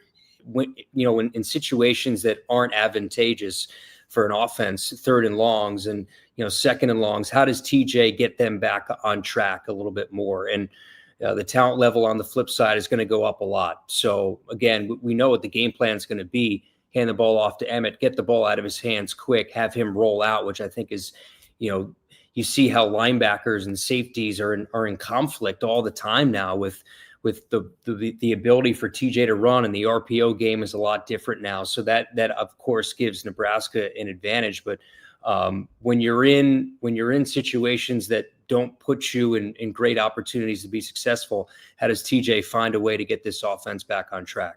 So when you're kind of watching this thing unfold, you hear the compare and contrast this offense with this quarterback. And what do you think gets lost in the mix when we're so quick, kind of like as media and a fan base, to bottom line what we see when we want to compare and contrast? Like, what do you think we're missing in the process as we watch this thing progress throughout the season? In terms of TJ? In the team in general, in addition to what we think about the quarterback play. Yeah, I think you look at the USC game and you see where this team could be, and winning that game where we want this team to be. Could it be a 10-win team? Could it be a 9-win team? Defensively, I think that's an area that you look at too. It's like we want this team to be absolutely perfect. We want to win, beat UCLA 35-7, and you look at the expectation of what every single game is, and blowing out teams that are lower in the standings in the Big Ten, as opposed to, okay, a win is a win on the road in the Big Ten. I think the expectations and sometimes the goalposts move as we head in game. For me, coming into the season, if you were to told me that this team could win 8 games, 9 games, you want it to be a playoff team, right? But is that a step forward in year 3? I absolutely think it is. And then you add the context too of, okay, now you're doing it with a true freshman backup quarterback. You've had multiple injuries at the tackle position. Defensively, defensive front, defensive line, stopping the run, that's been issues. There's been issues there. Getting after the quarterback, there's been issues there. But I think it's continually improving. I think if you sign up for 8-9 wins, which you still have to go out and do, with all the things that have happened this year, I think that's a pretty good year. Now fans want to be in that college football playoff conversation in November, and I get it and I understand it, but I think this is a team that has increasingly gotten better as the weeks have gone along. I don't think there's any doubt about that. Is there a certain place, because I've got a couple in my mind, is there a certain place where you think in particular, whether it's a position group, a kind of portion of the game or whatever it is, that you think has shown the most amount of progress over the course of the season? I think we're not talking on, and I'm going to talk to Donnie today for the coaches show. How about the Godspeed.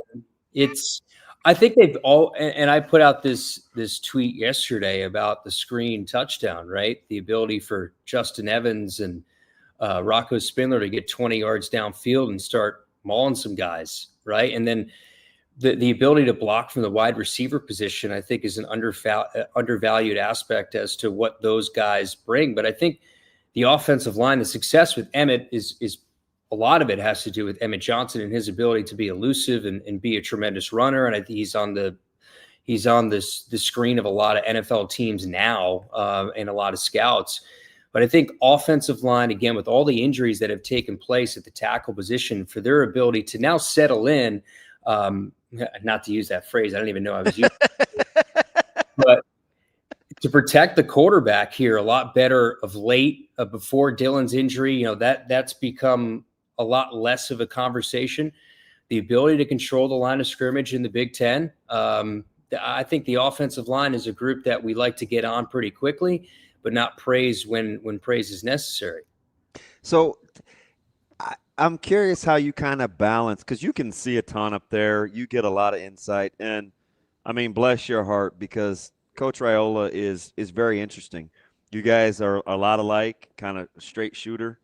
What you see is kind of what you get, and I think he is very he's proud, right? He's attacks his craft. He hears the criticisms. He knows it's bigger than just what we kind of dumb it down to. He knows that that's his nephew and his brother's son. And when you have the opportunity to talk to him, what is it that you think we should know or you want people to know when you answer a question by saying what you just did about the offensive line and their progression?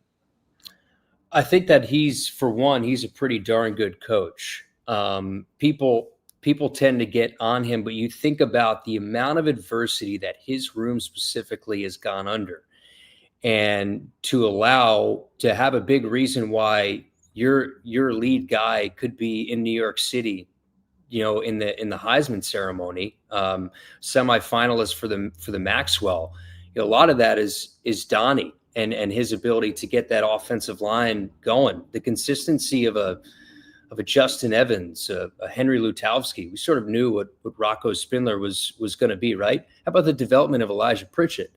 I know Matt Rhule kind of poo-pooed that a little bit because he didn't want to go too much into it, because you don't want to inflate guys' egos. People watch those press conferences, and he knows that, right? So he knew that if he went on and on about Elijah Pritchett, that gets back to Elijah, and that's probably what he doesn't want to have happen, right? But from where Elijah was, he was the starter going into fall camp.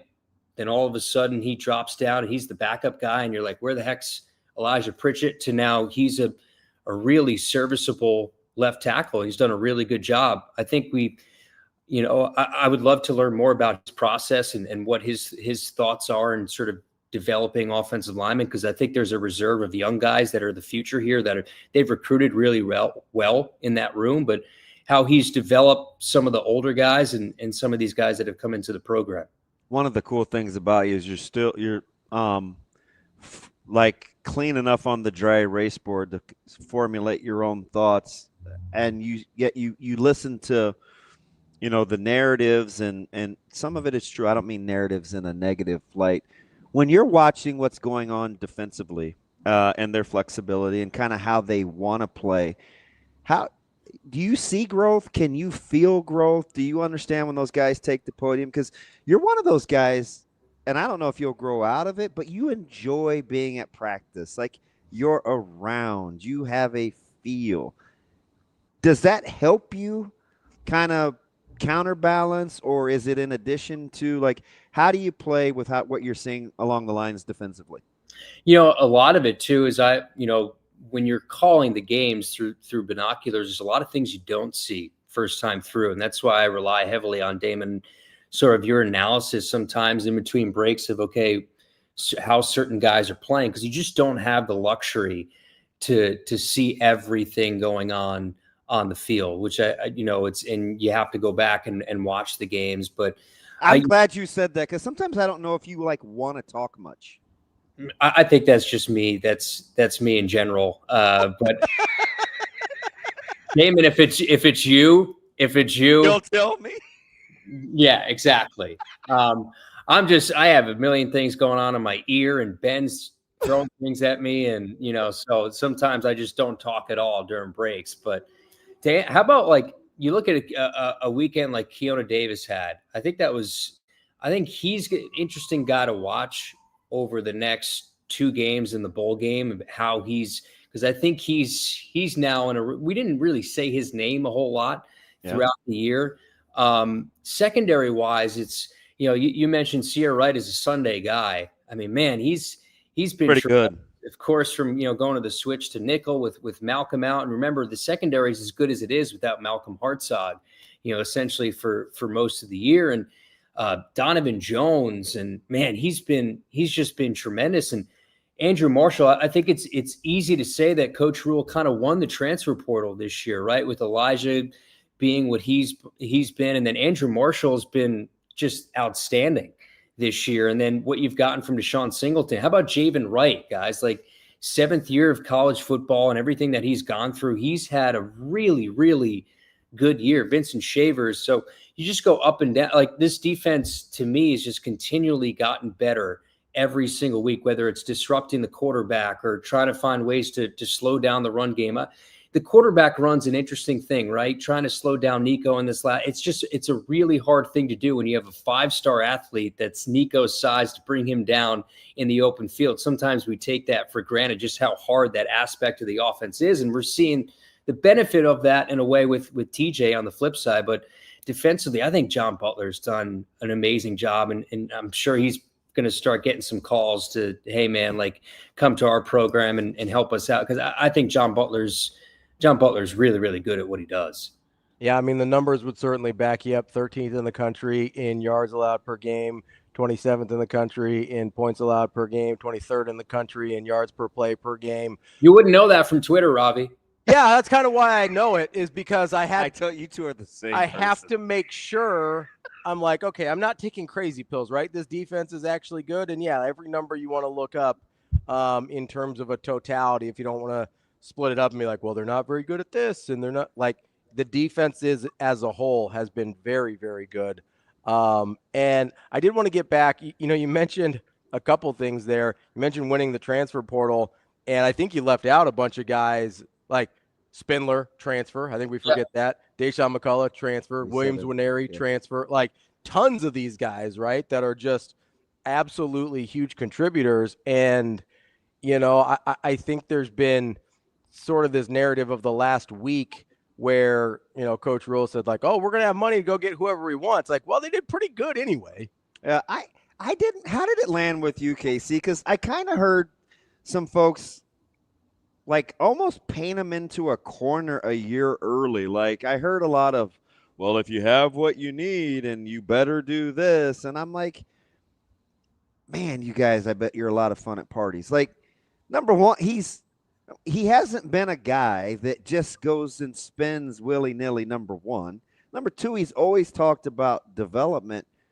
And why the early referendums when he's just speaking freely about the state of the program, knowing he's talking to a lot of different people at once? Yeah, I think it's interesting, too, because as a head coach, I was saying this yesterday, usually you're angling for more money always. So the fact that it's just interesting that he came out and said that, right? That we have everything at our disposal to pay for anything that we need to pay for. Usually you want to keep that in your back pocket and keep that a little silent because you always want more money, right? But I just think, one, the alignment is huge. And that's a word we've heard a bunch between Troy and Matt. I think the relationship between athletic director and football coach here at Nebraska is incredibly unique. And I think in the end, that's a huge reason why this program is going to be where everybody wants it to be, where everyone's waiting for it to be. And yeah, you lost the Michigan game, the USC game, but this program's taken massive leaps since year one. It's taken a jump here in year three, and we'll see how the season ends, right? And if you're 9-3, you could put a definitive stamp on that. But I think it's just taken massive jumps this year of people want to be here, whether it's transfers, and you're seeing what he's doing in recruiting with that 27 class, and you're getting more good news as you go with high school recruiting. This is a fashionable place to be now. And I think Coach Rhule understands that. And like we've always said, he just seems like he's comfortable and in his own skin right now. And there's good reason, because there's a lot of good things happening around this program. All eyes for you on Iowa SC, or like, I know you're a ball knower or a ball watcher. What gets your focus on a bye week besides you probably going over your play charts? Yeah, I mean, I'll probably watch all of Penn State, Michigan State, which, it's funny, that game's CBS 2:30, and you think of some of the great games that you get in that time slot. That's two teams that are really, really struggling right now. Michigan State, that could be another coaching change. That could be. I don't know if you want to do it this time though, because I don't know who you're going to get with all these coaching openings. I would say Iowa SC. I've become more Big Ten biased as we go, because this is the league you're working in, right? This is, you know all the players, you study all the teams, so there's all the storylines going into the game. But I'm going to have an eye on just Penn State and Iowa. Just I'll watch my SEC background. I'll watch some of those games as well. But I'll have the quad box. Actually, hopefully ESPN comes to an agreement here with YouTube TV, because you can't really do the quad box on YouTube TV. But I'll be on my Watch ESPN app and watching all those games. Are you more surprised that Lagway or Nussmeier got benched? I mean, Lagway was not playing well. Nussmeier, I think, probably surprises me a little bit more. They have Tramel Jones is a high level guy they have backing up DJ in Florida. I didn't get to watch any of that game against Kentucky, but that was a shocking score. I mean, there's guys opting out now, whether it's for injuries or just for the rest of the season for Florida. So I'm of course I'm not in it, but that coaching search to me is one that I Google every single day to see what this is. And they're moving in silence right now in Florida. I mean, they're all in. It's pretty obvious they're all in for Lane Kiffin, and Lane is not denied, I think, any mutual interest. He's said, I think this week, we're going to wait until that time comes, and then I'm going to, worry about that later. I owe everything to this team right now. I think that's a classic line of somebody that's truly thinking about where he wants to go. So I'm very interested in what Florida does with that coaching search. But I would say probably I was a little bit more surprised with Nussmeier, but Lagway's not. I mean, it's been an average year. I think part of that is the injury he had in fall camp. He didn't really have a full off season. All right, now I already booked reservations at Happy Valley. I'm not going to say where just yet. I'm just telling you, it was very slim pickings with what was available. Well, I can imagine that. I mean, the amount of people in that small town, it's going to be truly hard to get anywhere, right? To be able to have the ability to get a seat somewhere. So I is it Italian? Is it, what are we looking at? It is not quite. I will send the link to the team, and you guys can do with it what you will. But no judgment. I tried. I think we'll be fine. Like, I feel good about it. It's just it wasn't my first choice. I think you're batting 1,000 this year in your picks. We Ravi, we ate dinner at was it Maryland in a retirement home? I'm sure that story has been told, and that was probably the best dinner I've had in a long time. The sushi one was, sushi's not necessarily my bag, but it was really good. And the steak that Damon had was top 3 all time. The Chilean sea bass is something that we still think about and talk about. And Jess had a bite of the Chilean sea bass, and she had to stop talking about it. So I couldn't believe Ben shared. Like, good on him. Yeah, Ben's a giving guy. Ben's a much nicer guy than I was led to believe when I first got here. He's actually a really, really good guy. Do you look at us weird when he and I are like, okay, you get half of this and I'll get the other half, and order it like this, and then we can just trade? And you're like, these are grown men doing this. Smart. That's the way to do it when you're paying $50 for one thing. You just got to get a little crafty and a little creative. Well, and you never know. You might want to try some other stuff. Just do it. Contrary to popular belief, I do what I'm told, right? I let Benny Mac. I made the mistake, Ravi, of ordering the salmon tacos. I cannot do things that look raw. And I should have known in a sushi place that it was going to look raw. I thought it would be like cooked salmon tacos. I didn't even look at them. So he goes, yeah, that's just not the right color for me. And Damon, who ate those vegetables off your plate? You did. That a boy. I was gonna say, this guy's vegetables. He just started laughing. Oh, this guy's not eating a single vegetable on his plate. Nope. Not a one. Casey had my back. He is a clean plate guy. Like, I'll give that to you. It is a thing to clean your plate, so I can appreciate that because I'm the same way.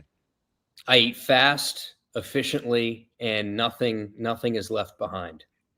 That's how I work. That a boy. Casey, we appreciate it as always. Enjoy your bye week, and we'll see you. I'm sure we'll talk to you again soon. Yeah, sounds good. Appreciate you guys as always. Thanks, Casey. That is Kyle Crooks, the voice of your Nebraska Cornhuskers football team. Good stuff there as always. I'm telling you, he's a funny dude. I might have to. We forgot to ask him about how far we got dropped off at the stadium. Shoot! I got caught up on the lasagna. I told you. I know. Well, you said I wouldn't ask. I was going to ask. He's like, look, man. Might have to yell at some people in the chat here in a second. Why? What are they doing? Well, you know how the goalposts usually sit right at the back of the end zone? Uh-oh, are they moving? I think they're trying to move them maybe forward. What with regard? Give me a clue. Butler. Well, hasn't played very many good quarterbacks. Yeah, we'll see what happens next year. And okay. All right. I don't know. I've been maybe Googling some quarterback stats that he's played this year. I don't know. I think Jaden May was pretty good. I think Brendan Sorsby's pretty good. I don't know. We'll see, I guess. Boy. That's DBM Ravi, Lulla, Hurrdat Sports Live now. How many national championships did John Cook coach the Nebraska volleyball Huskers to? 3? Was that a question mark or a period? I don't know. It's either 3 or 5. I think it's 3. It's at least 3. I think it's 3. Stick with 3. I'll go 3. Gentlemen, it's 4. 2000, 05, 15, and 17. Store that in your memory bank. That's all right. How many national championships did John Cook coach the Huskers to? 4. Good job.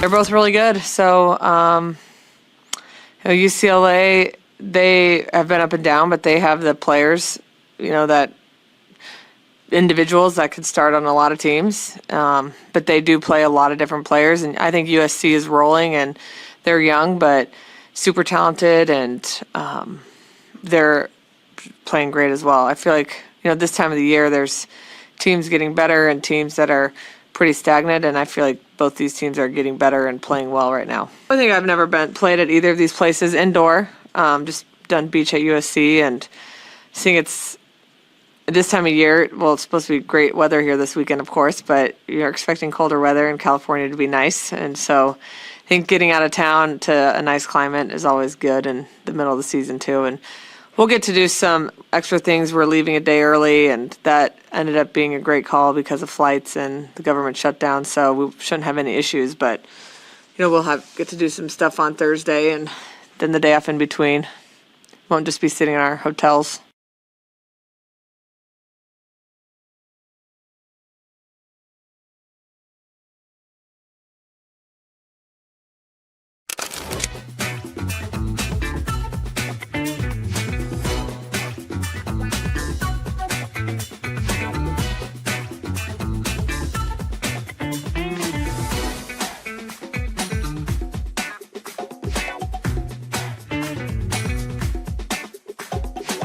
Hopefully he will now, though, right? I mean, the flaw in college football today is so much of it is preseason this, preseason that. Like look at the rankings of the teams that were the top teams, and really the CFP has figured it out, right? Like they do it now. They wait and see your body of work, and they do it now. And so, this team's going to be really good, but hey, wait, they're 3-6, and this team, like what's Minnesota's record right now? I don't know, 6-3. I mean, how could you ever lose? Well, they're a pretty good team. And so I just think, people kind of bias things. Like this team has 2 losses and this team has 2 losses. This team's still in the top 15. This team's out of the top 25 because a lot of it's just pre. So, Emmett's having a breakout season. Emmett will have a lot of decisions to make. Does he want to go play in the NFL? You know what I mean? If Emmett decided to come back, he obviously would be a preseason All-American, Heisman Trophy. He'd be on all the watch lists, so... But I'm not so sure he shouldn't go play in the NFL, right? I think he's going to be a great pro player. So.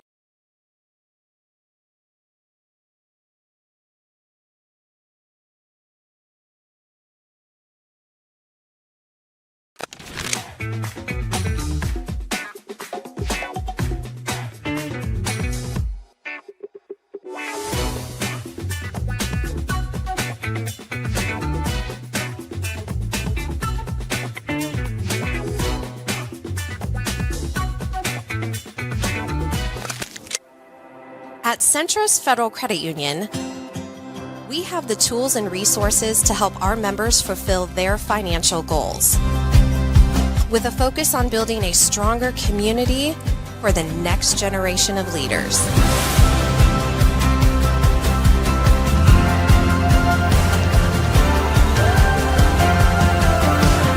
Centris Federal Credit Union. We are where you are.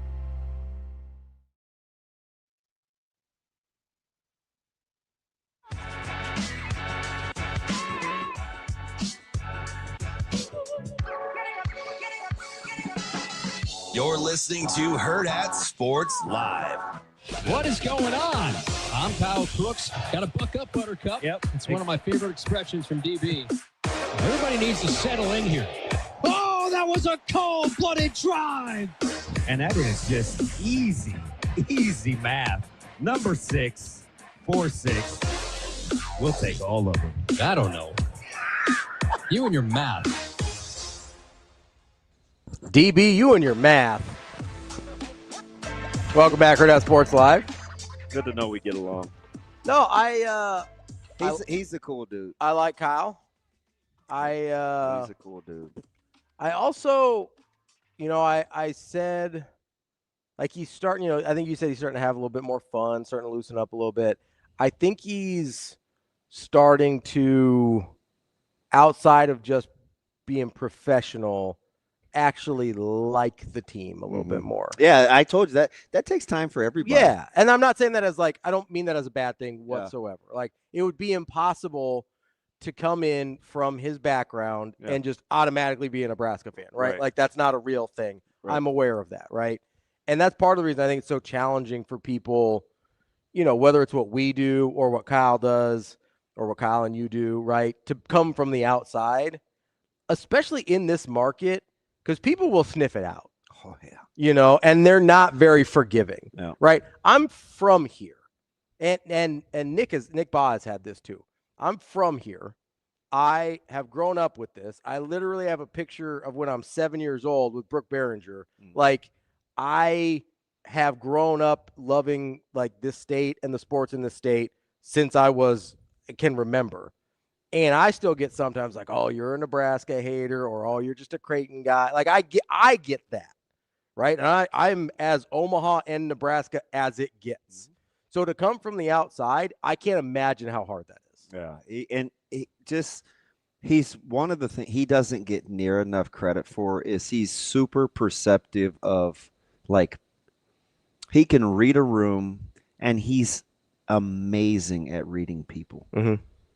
Like, you talk about a guy with a good sniffer. Yeah. He's very good at that. Like, yeah. And he and I never talk about this, mm-hmm. right? It's never really come up, but he gets a good feel. He can do it without having to communicate, which is that's the forensics, the profile, yeah. Which is why we get along. So I have to feel him out, right? Does he like my humor? Does he not? Does he like quiet? Does he not? So the more time we spend outside of work, the better I have a feel. Because sometimes during the break, I'll say, well, this is why Nico got out of the pocket, right? People are going to, and I'll say, sometimes I'm kind of a Richard head, but it's not to him. It's just in general. Like I said, people are going to cry that he got out of the pocket, but let me just tell you why. So I'll, and I think I never know if he likes that kind of stuff, but apparently he does. And he takes it in without having to say much. He can look at me and be like, B-Mac said, I told you. I'm like, Ben, I don't know where the South media press room is. Will you walk with me? No. And Kyle looks up out of his chair because he said, I'm like, what do you mean? No. He goes, no. It's not feeling it. It doesn't interest me right now. Yeah. I go, well, you didn't even think about it. He goes, I know. I didn't have to. Right? Like, I have no idea where I'm going. Yeah. But the next time I needed to go somewhere and I didn't know where I was going, like he's like, okay, I'll go with you. I think he felt bad. And he knew he was gonna knew he was gonna hustle me out of some waffle fries, but it's probably what it was. No, I do think it's the chemistry is cool. The chemistry helps a ton, but I do think it's challenging to come in from the outside and like it does take a while, like to kind of, ingratiate yourself and to like, I do think he's starting to enjoy this football team. Yeah. And it's like KCS said, and it's not all one thing or all the other, but to always take the negative vantage point of something, I don't. So I'm super childish. This just in. Do you know what I'm secretly cheering for the wrong reason? What's that? Because I told you 2 weeks ago, I said, I just have it's the first time I've said it. I just had the gut feeling that Coach Rhule is going to get this thing right. Like he's going to turn this around. There's just too many good things. There's just too many. The alignment, things. The whole thing. Yeah. So now I'm like, yeah. And you know why I want him to be good? Not because I can cheer for a team that I like. It's like, what will some of these people do at their jobs? Yeah. Like if Nebraska's good, what will some of these, like how will they be able to do their job? So this is the thing that is going. Because you talk about being able to sniff out. Oh, yeah. Lack of authenticity. Like, and I hate how people try to disguise their delivery. No, I wasn't saying that. I said that, like, you're not good enough to fake it. Well, and you can hear it in what you say. Yeah, and there's and this is I'm not even talking about anybody in the chat here. Like, there's people that like are public figures, or there's a million podcasts and websites and whatever. Like, you can go find them if you want to, but I kind of give fans. I mean, I know I chastise them, but I give fans a little bit of a pass because that's what fans do, right? Yeah, and I'm cool. And so like I'm going to call you out, right? Is it okay if I like a guy like Jimmy, or should I not like? You Jimmy? can like Jimmy. Okay. I don't know Jimmy. I don't either. But Jimmy does make me laugh. Listen, he's funny sometimes. Like, he likes my hoodie, so we're cool. But like, I like your hoodie. Thank you. Will you be nice to me now? I'm always nice to you, DB. That's such a lie. But like, it's not just fans are going to fan, right? I still may try and. We did agree that Jimmy Palmer was his government, right? I think he said it was. He told us it was his government. Okay. I will try and. I was like a guy that can use his real name. Give a different perspective. I might try and call you out and be like, hey, like for instance, I might be like, hey, Jimmy, like they've actually played some really good QBs this year. Brent Sorsby is a really good QB. I'm missing this. Do I need to put my glasses on? This is a pretty. Is this the goalpost moving thing? Yeah, it's a pretty far ways back, but. Oh, okay. And so like, forget it. Like Jaden Maeve is a really good QB. Like Malik Washington's having a really good year. Like they played some good QBs. Yeah. I have no idea who the QBs are going to be next year, so I can't say wait till next year, right? So I can say that and say that to Jimmy and be like, hey, like I think they've played good QBs this year. I don't think that's a good reason to say the wait till next year thing. Yeah, is like what people were saying about Rhule having the. Well, but that's if you got everything at your disposal, you better why resign yourself to that? But that's not even who we're talking about right now. And Jimmy, they might face better next year. We don't know though. Like currently, we have no idea. That's kind of my point. But yeah, so if Mendoza goes 1-1 in the NFL draft, I have no idea who Indiana's going to get, right? And so I give the fans more grace. Even if I am going to try and correct it, if I think they're wrong, right? Readers. But the people that I give significantly less grace to is the people that either do this for a living or have a large platform, right? Because. Yeah, I heard you the other day. What'd I do? Did you not hear yourself on Monday? Ravi? Maybe. So here's the thing, though. Like, it's one thing for a fan to do it. It's another thing when you are literally profiting off of the negativity. This is what I brought up last week in the 3 categories of media members where I am having, because here's the problem with that group of people. It's not that they point out the negative when there's actual negative to be found. It's when the negatives become too few to base your entire platform off of it, they will make negative things up in order to continue to profit off of negativity. That's where I have a problem. And we're already starting to see some of that, right? I understand when fans do it and I disagree and I push back and we have a conversation like Jimmy and I just did, right? But when The problem when you're making negative things up is it doesn't matter when you get corrected because you're not interested in the truth because you made it up in the first place, right? So that's where we're starting to have problems already, I think, with fellow media members or people with platforms or whoever you want to call them, right? Because there's a million of them now. There's a million Husker podcasts and websites and YouTube channels. And like, I'm really not even talking about anybody specifically because there's so many of them, right? And this is the thing I hate about national media too. There's certain people in national media that will just pivot to the next negative thing that they feel like they have to make up. And so it's not just a Nebraska thing. It is a thing where if you're not good enough at your job to talk about something positive in an interesting way, then you just keep making up negative things. That's why I get mad at some of the headlines that we look at when they're on our thing here in when we're looking at our TVs here in the studio about some of the stupid questions that they put up on the lower thirds on the TVs. That's why I get frustrated because I think it's incredibly lazy. I think it's incredibly lazy because I have to ask Jack what his question was. Keep talking. Yeah, I didn't see it either. So I think it's incredibly lazy. And B, I think it is knowingly and willingly divisive, which is there's no reason for that. Sports should be fun. You can get mad. You can get frustrated. And I do all the time. I'm sure people follow me on Twitter and understand that I get snarky and sarcastic. But at the end of the day, I'm not trying to be divisive or to foster negativity. I feel a certain way in the moment. Then I go back, rewatch the games. And if I feel like I'm wrong, I try and go back and get it. And that's what we have a show for about 15 hours every week. Right? Like, but there are certain outlets, certain people across both local and national media that their only go-to is profiting off of negativity. And guess what? You're going to be in a real bad spot when this thing starts going, because I do think it is going to start to go, and then your negativity is going to sound more and more and more ridiculous, and the only people that are going to be left around you are idiots. Have fun with that. So at what point do you think it's are you good? Yeah. Sorry. I just needed I always got to check on you. Needed a breather. I have a couple of questions because one of the reasons I hate the schedule talk, because I'm assuming the goalpost thing, somebody in the chat was talking about next year's schedule, right?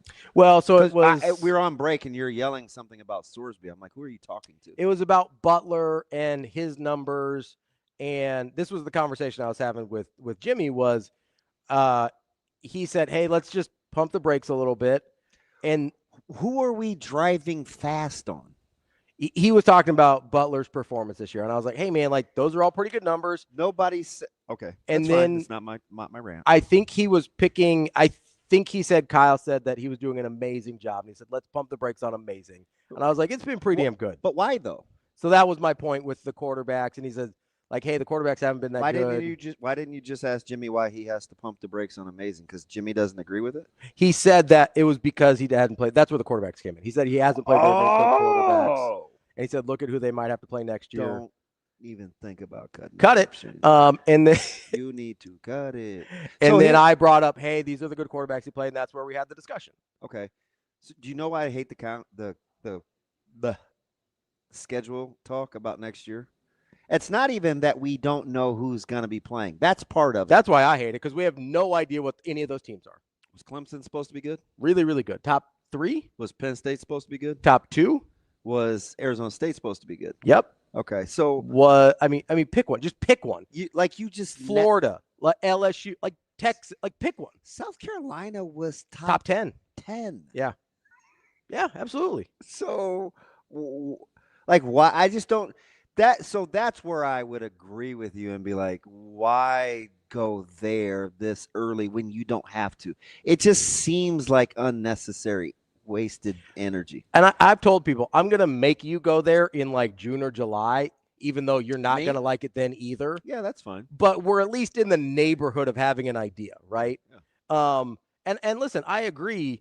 Jimmy, like some people are going to do the thing where if they struggle against Penn State or Iowa defensively, they'll be like, but we were told he was amazing. Listen, they've gone 10 games without giving up a 400-yard offensive performance. It's been great. Though, which I think is where we vastly differ. Well, and I believe me, it aggravates me. I typically will only whine and moan to you, or I don't know. I don't have a ton of loved ones, but whomever's going to listen, right? But how I try to circumvent that is I like for people to get their opinions out ahead of time, or I want to ask you what it looks like. So you're just not afforded the luxury of going back and saying, well, it was just this. And I'm equally like that. I don't like when people say, well, if Nebraska just would have done this, because they didn't. Or when if an opponent, oh my God, they got fortunate with the drop, or, I had the famous quick meltdown and I had to tell Bish, I just don't like when it was whatever it was with the unsportsmanlike. Like there's only a couple of things like that I bristle up at, because it's like where they got bailed out by the unsportsmanlike conduct.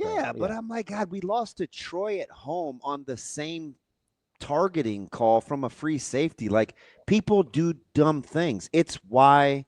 And it's like you very easily could have called a personal foul and Turner Corcoran gets shoved after a play, and they didn't. But it's why you actually play the game. So anyway, not to belabor the specific point. That's why I'm not real big on the nitpicking, because you could do it all the time about everything. All you could really do is talk about kind of what happened during the course of the game. And to your credit, I think you were the same way when Nebraska was close to winning games, and you're like, yeah, but that's not how it went. Yeah, they're not winning. You're like, it's 3-9 still. Yeah, like it's 4-8 still. Like, so you're the same way the other side too. 100%. So like, to your credit, that 100%. Yeah. Like that's how I know you're telling the truth. It's because it's both ways. And I was the first one to say Rhule has to get better in game. Yeah, like I said that during the offseason. I'm like, yeah, if they want to get better, that's an area where they have to get better. Absolutely. Right. But I do want to say this. So one of the things that bugs me about where was everybody when I was like, hey, hammer Nebraska on UCLA? Yeah, on Monday. But do you know what I hear? So do you know what infuriates me? What's that? Is on Saturday or Sunday morning when they say, yeah, but it was UCLA.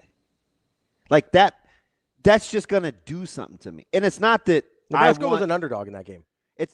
Hear my heart. Yeah. It's not that I want you to say, hey, I was right. It's where was that bravado? Like, where was that sentiment on Monday before you saw the outcome? Yeah. If that was how they felt. I just hate when once we get it and we see it, then we talk about it as if it was to fit our narrative. Yeah. Like that's why I always want to know before.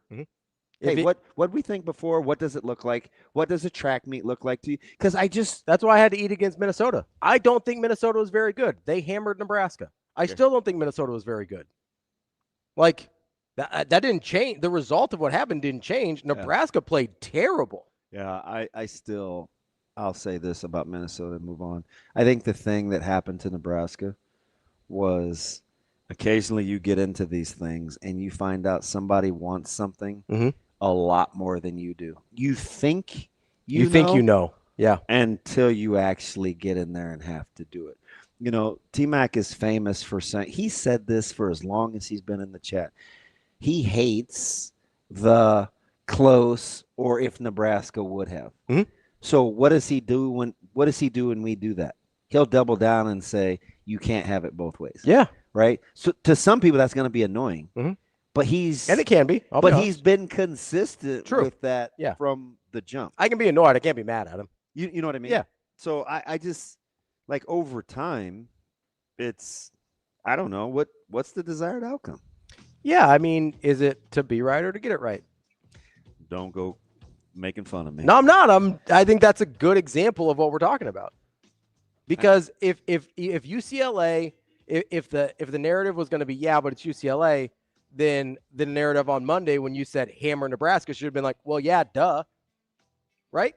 Yeah. Right. Yeah. Anybody say that? No, because you know what? I make a preview video every week for our socials, and you know how many people are like UCLA 28-7, UCLA 38-12, like a ton of them. I know it's not how people felt. I got receipts. You mad? Not mad. I keep track. Shocker. That's DB. I'm Ravi Lulla. We will be back on, well, it's tomorrow, Thursday. We'll be back. Already? It's Thursday already. It's bye week going by. Shane, are you going to make an open for Friday for something that's not going to happen? No. What about just like a general college football? Well, yeah, whatever happens on, Thursday night football. Be one of those opens. I mean, it's been garbage so far the last two primetime games. This should be a sensational NFL weekend, so you will have no, and I'm looking forward to this weekend too in college football. Notre Dame, Pitt, baby. Listen, there's Texas, Georgia. It's a good weekend. Iowa, SC. We got a good weekend. And Lalo, Reposado. Baby. That's DB. I'm Ravi Lulla. We will be back tomorrow. Have a good week, or have a good rest of the day, everybody.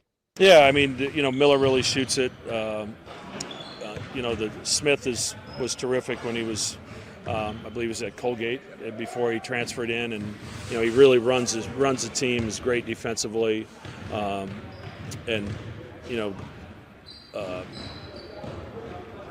Grant Foster is, he's such a good slasher, and he can take it off the rim. He can lead the break. His back cuts offensively, his work on the offensive glass, and then Worley really changes the game too because he's totally different, and he can switch some ball screens. He can provide a little bit more pressure defensively for them, and he's a downhill driver. So they can give you a lot of different looks, and you talk about the two bigs a lot. But at the end of the day, they're probably only on the court together 12 to 15 minutes, and the rest of the game you're dealing with a little bit smaller, more athletic lineup.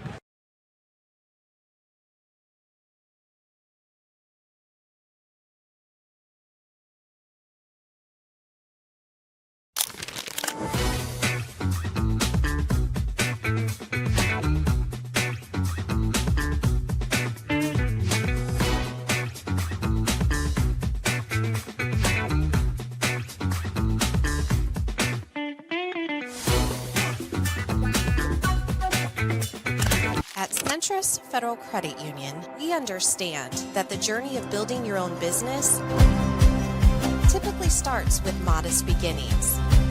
With a little help from our team of experts and small business loan offerings, you can take your vision and transform it into a more concrete reality. Centris Federal Credit Union. We are where you are.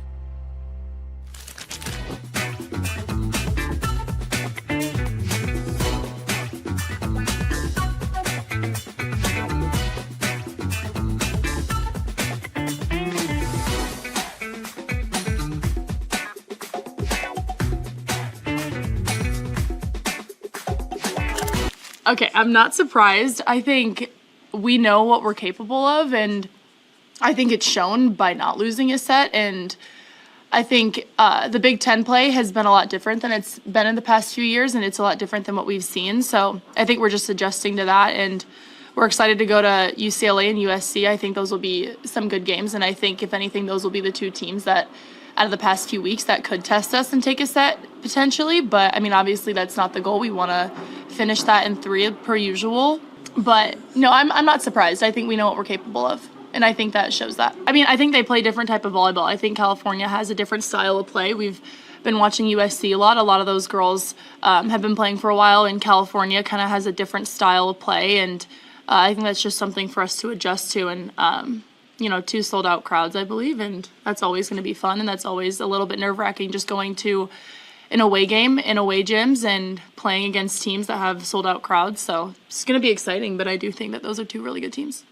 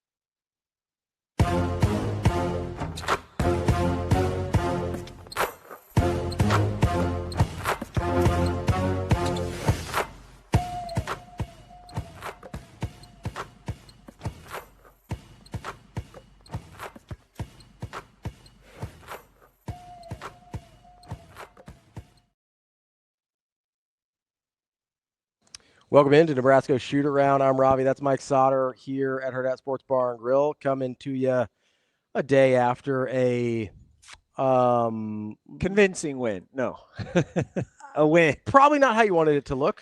A win. I'll say this: it's a win. It's a win. A win is a win over Maryland Eastern Shore, who is one of the worst teams in Division I basketball.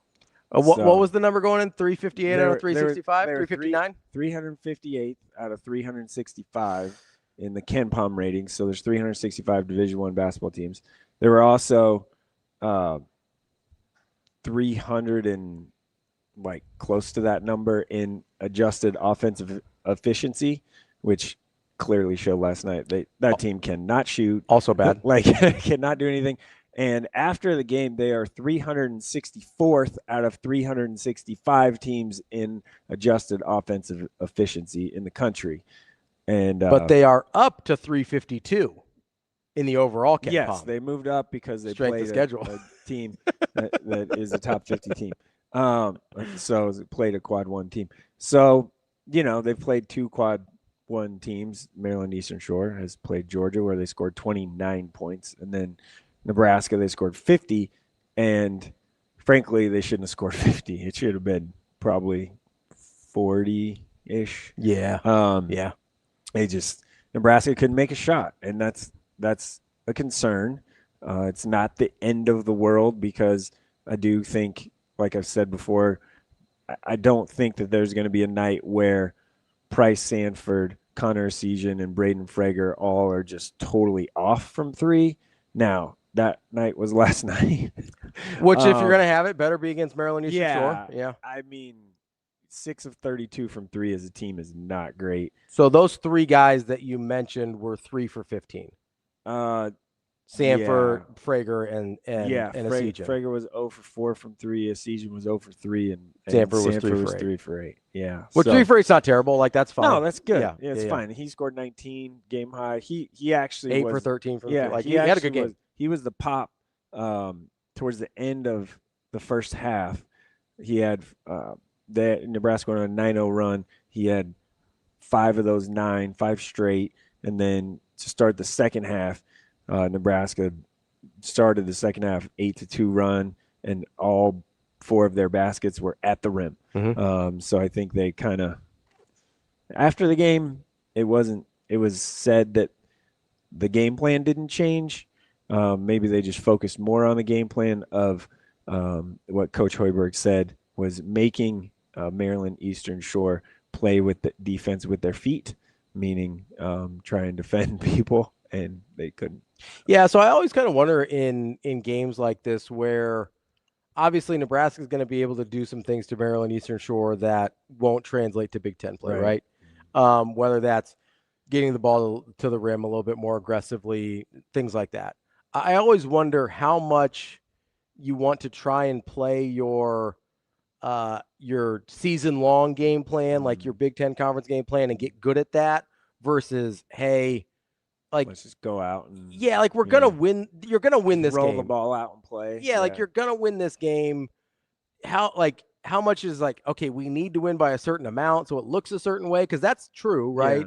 And even with a 19-point win, people are like, oh, what happened there, right? Well, it was 31 at one point, right? So that's why it should have probably. And Coach probably should have been 25-30. Yeah, Coach Hoiberg was not happy, I'll say, after a 19-point win. He was. Nor should he be, really. Yeah, he was pretty, not happy. He was happy with some of the guys that played. Leo Curtis got good minutes, and, got more experience and played decently well, I guess I'll say. Had 6 points and didn't miss a free throw and made his one. Yeah, got almost 10 minutes. Attempt. Yeah, I mean, that was good. Good to get him some reps. Yeah, they just, Sam Hoiberg was great. Career high, 18 points, career high, 7 rebounds. 4 assists. He had a great game. So 2 for 4 from 3. The only guy that shot well, I mean, Price was fine, but Sam Hoiberg shot well from 3. Right. And so, but he was still kind of upset because they did have a 31-point lead at the under 12 timeout. And he said, we got to put our foot on the gas and get that thing to 40. Yeah, 100%. Instead, it went the other way. Yeah. And wasn't happy with the way they finished the game at all. The last 7 minutes or so, he was pretty upset, especially against a team really struggles to score the basketball. And wildly outmatched. Let's Yeah, be honest not here. I mean, close. Yeah. I do think there is. I do think that is something that Nebraska probably needs to find a way to zero in on, and they'll have opportunities over the course of the gets tougher non-conference. here. Yeah. It does, but then they've got some other games that they should be able to really put their foot down on. Right. Where, like, that is a skill that some teams have to learn, right? To be able to finish out games strong, even if it's like, oh, we're up by 31, we're not going to lose this game. But how you finish does they matter. did a good job against FIU doing that. Yeah, I thought so. Yeah. And they shot really well. I mean, and what, West Georgia, too? Yeah. They did a good job there. Did a good job of that. They just didn't make shots. And that is going to happen. And finding a way to, win against a much better opponent by not making shots, they're going to have to play defense. And last night, I do think that their defensive game plan was great. Maryland Eastern Shore wanted to get it to the post. They doubled. They had that baseline guy, joker kind of guy.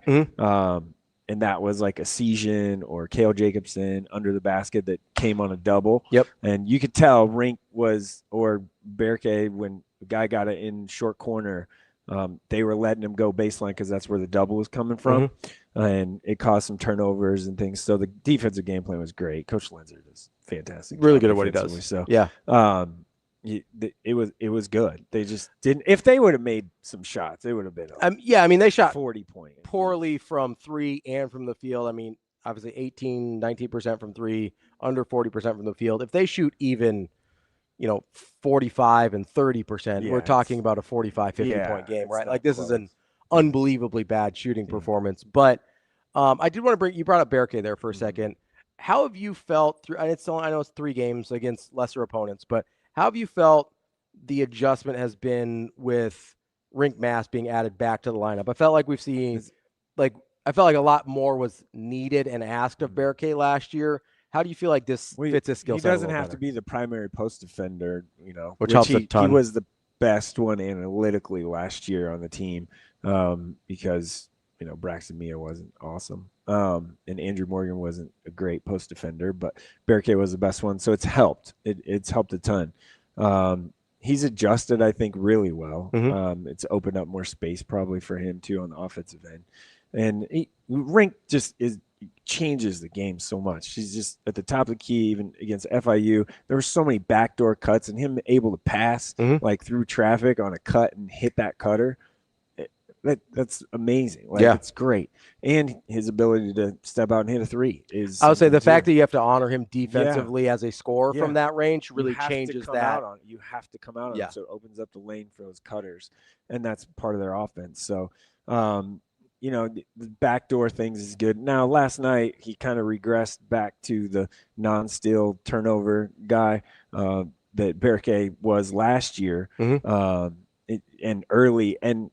Credit to Coach Hoiberg because they pulled him right away when that happened. I mean, there was one, he just kind of jumped, didn't know what to do with the ball, and it was just in the offense, and he had it on the wing, and he just kind of jumped, and then it was a travel, and it was like, what are you doing? What are we doing? So that was, not great to see. He had 2 turnovers right away that were like that. So took him out and subbed him out, and that's what there's a lot more depth on this team for Nebraska, and things heat up real quick here. So as things heat up, you mentioned the depth there.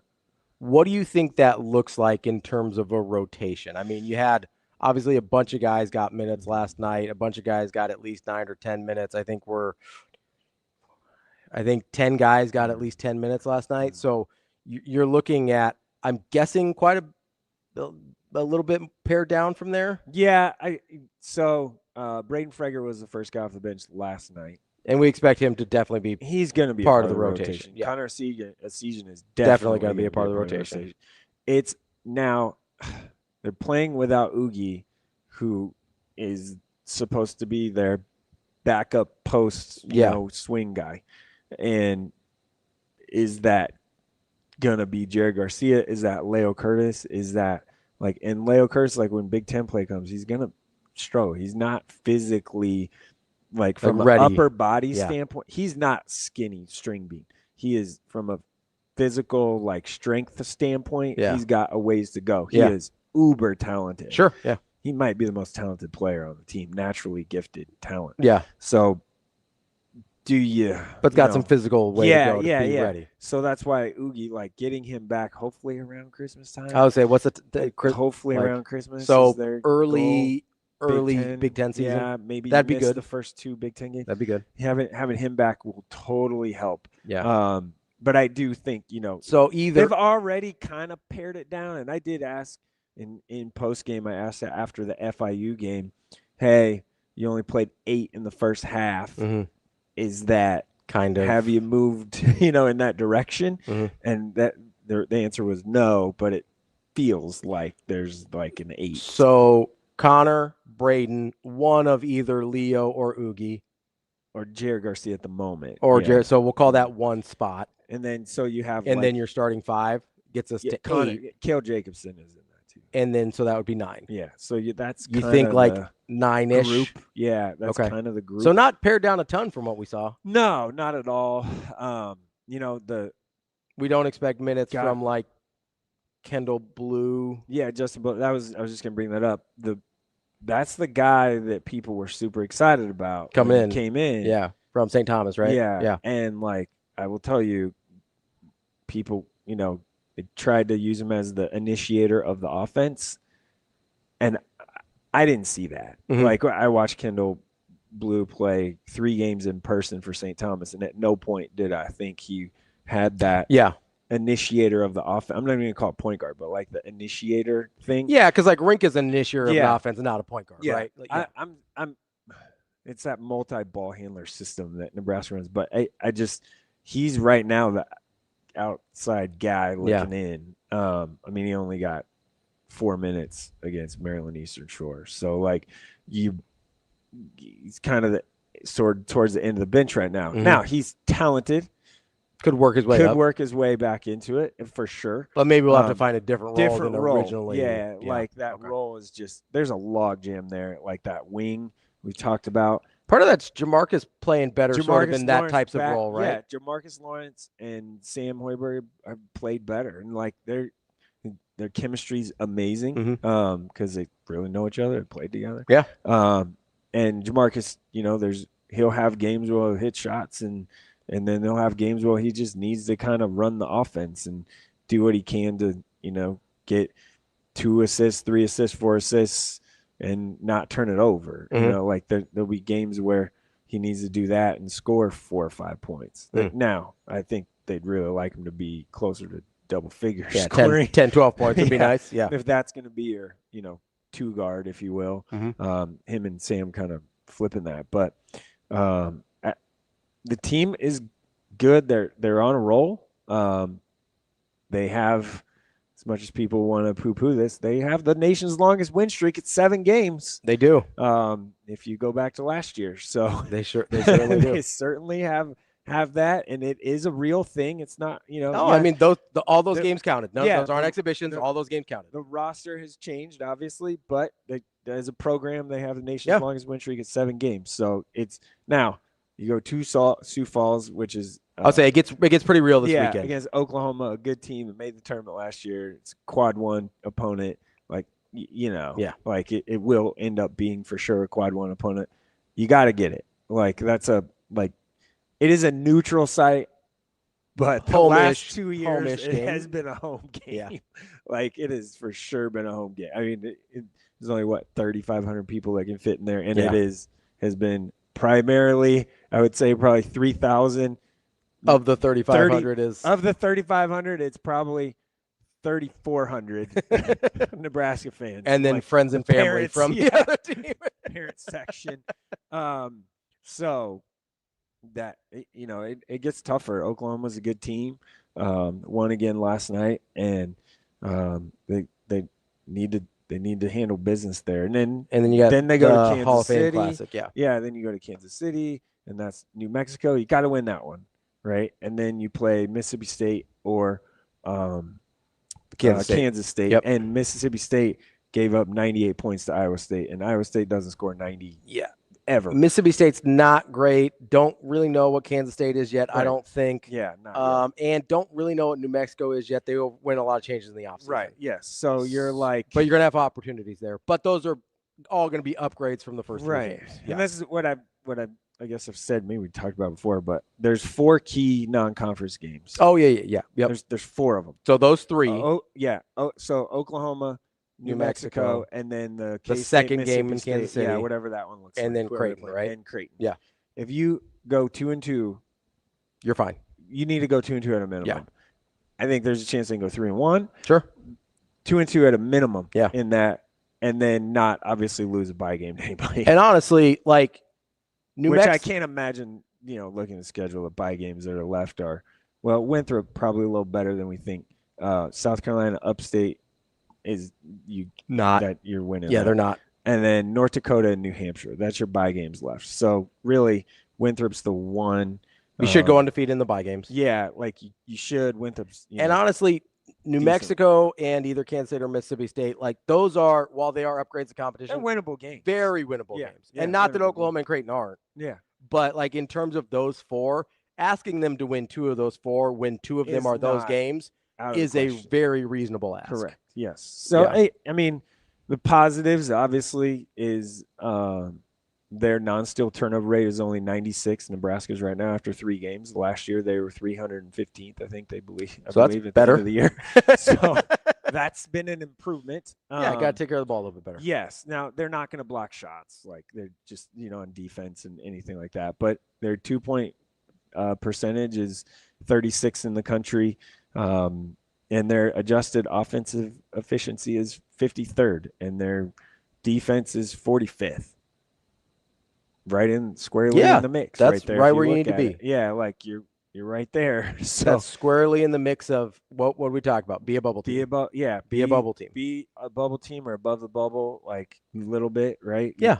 Like we said, like we said before the season, league play is totally going to help. Right. So like we said before the season, they're probably going to sit somewhere between 8 league wins and 12 league wins. Yes. If you're at 8, you're probably on the wrong side of the bubble. If you're at 12, you're definitely on the right side of the bubble. Definitely in. Yeah. Especially if they tell you what we talk about in the non-con. If so they go 2-2 at a minimum and win all their bye 4 games. Non-conference games, win all the bye games. If they win 12 conference games, they are 100% in. No question. Like not even close. And then if they win 8, they're probably out. They're but still right on the bubble. bubble, right? That we'll see. Probably on the wrong side and then of it. 10, I think anything above 8, I think you're probably for sure. And 9-11, you can get in the Big Ten because it's the Big Ten. Depending on how good the Big Ten ends up being this year. Right. Yeah. Which I anticipate them being Illinois and Purdue. I anticipate them being good. Yeah. All those teams are on the schedule. There are quad 1 games all over the schedule. Oh yeah. And Iowa's going to be much better. Yeah, you'll have a great opportunity. I mean, and you play them twice. Yes. So I saw Iowa Robert Morris. I watched that game and I was like, whoa, bud. Like gonna look a little different. They're pretty good. Gonna look a little different this year. They're pretty good. You don't have Fran around to let you get into a and the USC UCLA thing, you split maybe those, Yeah, I mean, you're going on the road there though, it's kind of tough. Yeah, but like a Ben McCollum Iowa team is a different animal. Way different. Yeah, I'm actually kind of excited to see it. Not that I have any love. Indiana's way better too. Yeah, I mean D-Rock at Indiana, like that's gonna be a coaching upgrade. Like a million times over. And also Tucker DeVries is incredible. Yeah, he's like that's gonna be a tough they thing can to really deal with. shoot it. Yeah. So that's gonna be super interesting to see. Mike, anything else before we reconvene next week? No, yeah, I just headed to Sioux Falls for the Oklahoma game.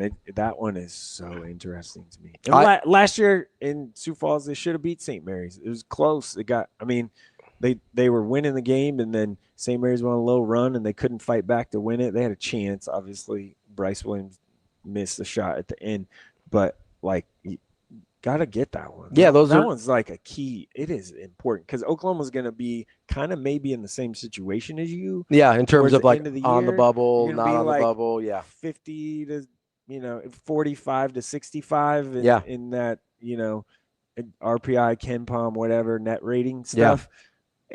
They're having wins against those similar teams. You got to beat those. Yeah, you got to have those wins. Because I mean, whether they say it or not, if you're in the same spot and they go head-to-head tiebreaker, you're gonna feel better about yourself. You're gonna feel a lot better. So they need 2 really good days of practice. Coach Hoiberg said our focus needs to be better. He was not happy after Maryland. I'm telling you. I can't imagine. I mean, you could tell he was not very happy. He actually had a cuss word in there too. So they only practice 2 days and they go up to Sioux Falls. So they need 2 really good days of practice, Thursday and Friday. Oklahoma on Saturday, 6 p.m. It's on BTN, or take a little drive up to Sanford Pentagon. Yeah, if you can get tickets. If you can get tickets to the good old Sanford Pentagon in Sioux Falls, just head on up there. Right. Go hang out with Mike. Yeah, I'll be there. Me and I guess a lot of people are gonna be there because it's a football bye week. So yeah, I mean, it's a lot of media there. Great opportunity too, and it's an easy trip. Yeah. Right. That is Nebraska Shoot Around. Mike, thanks so much for joining me again this week. We'll talk again next Wednesday, and of course on Friday about prep stuff. But we will talk to you again soon. All right. That is Nebraska Shoot Around and a little bonus content for our Hurrdat Sports Live fans as well. We will talk to you tomorrow.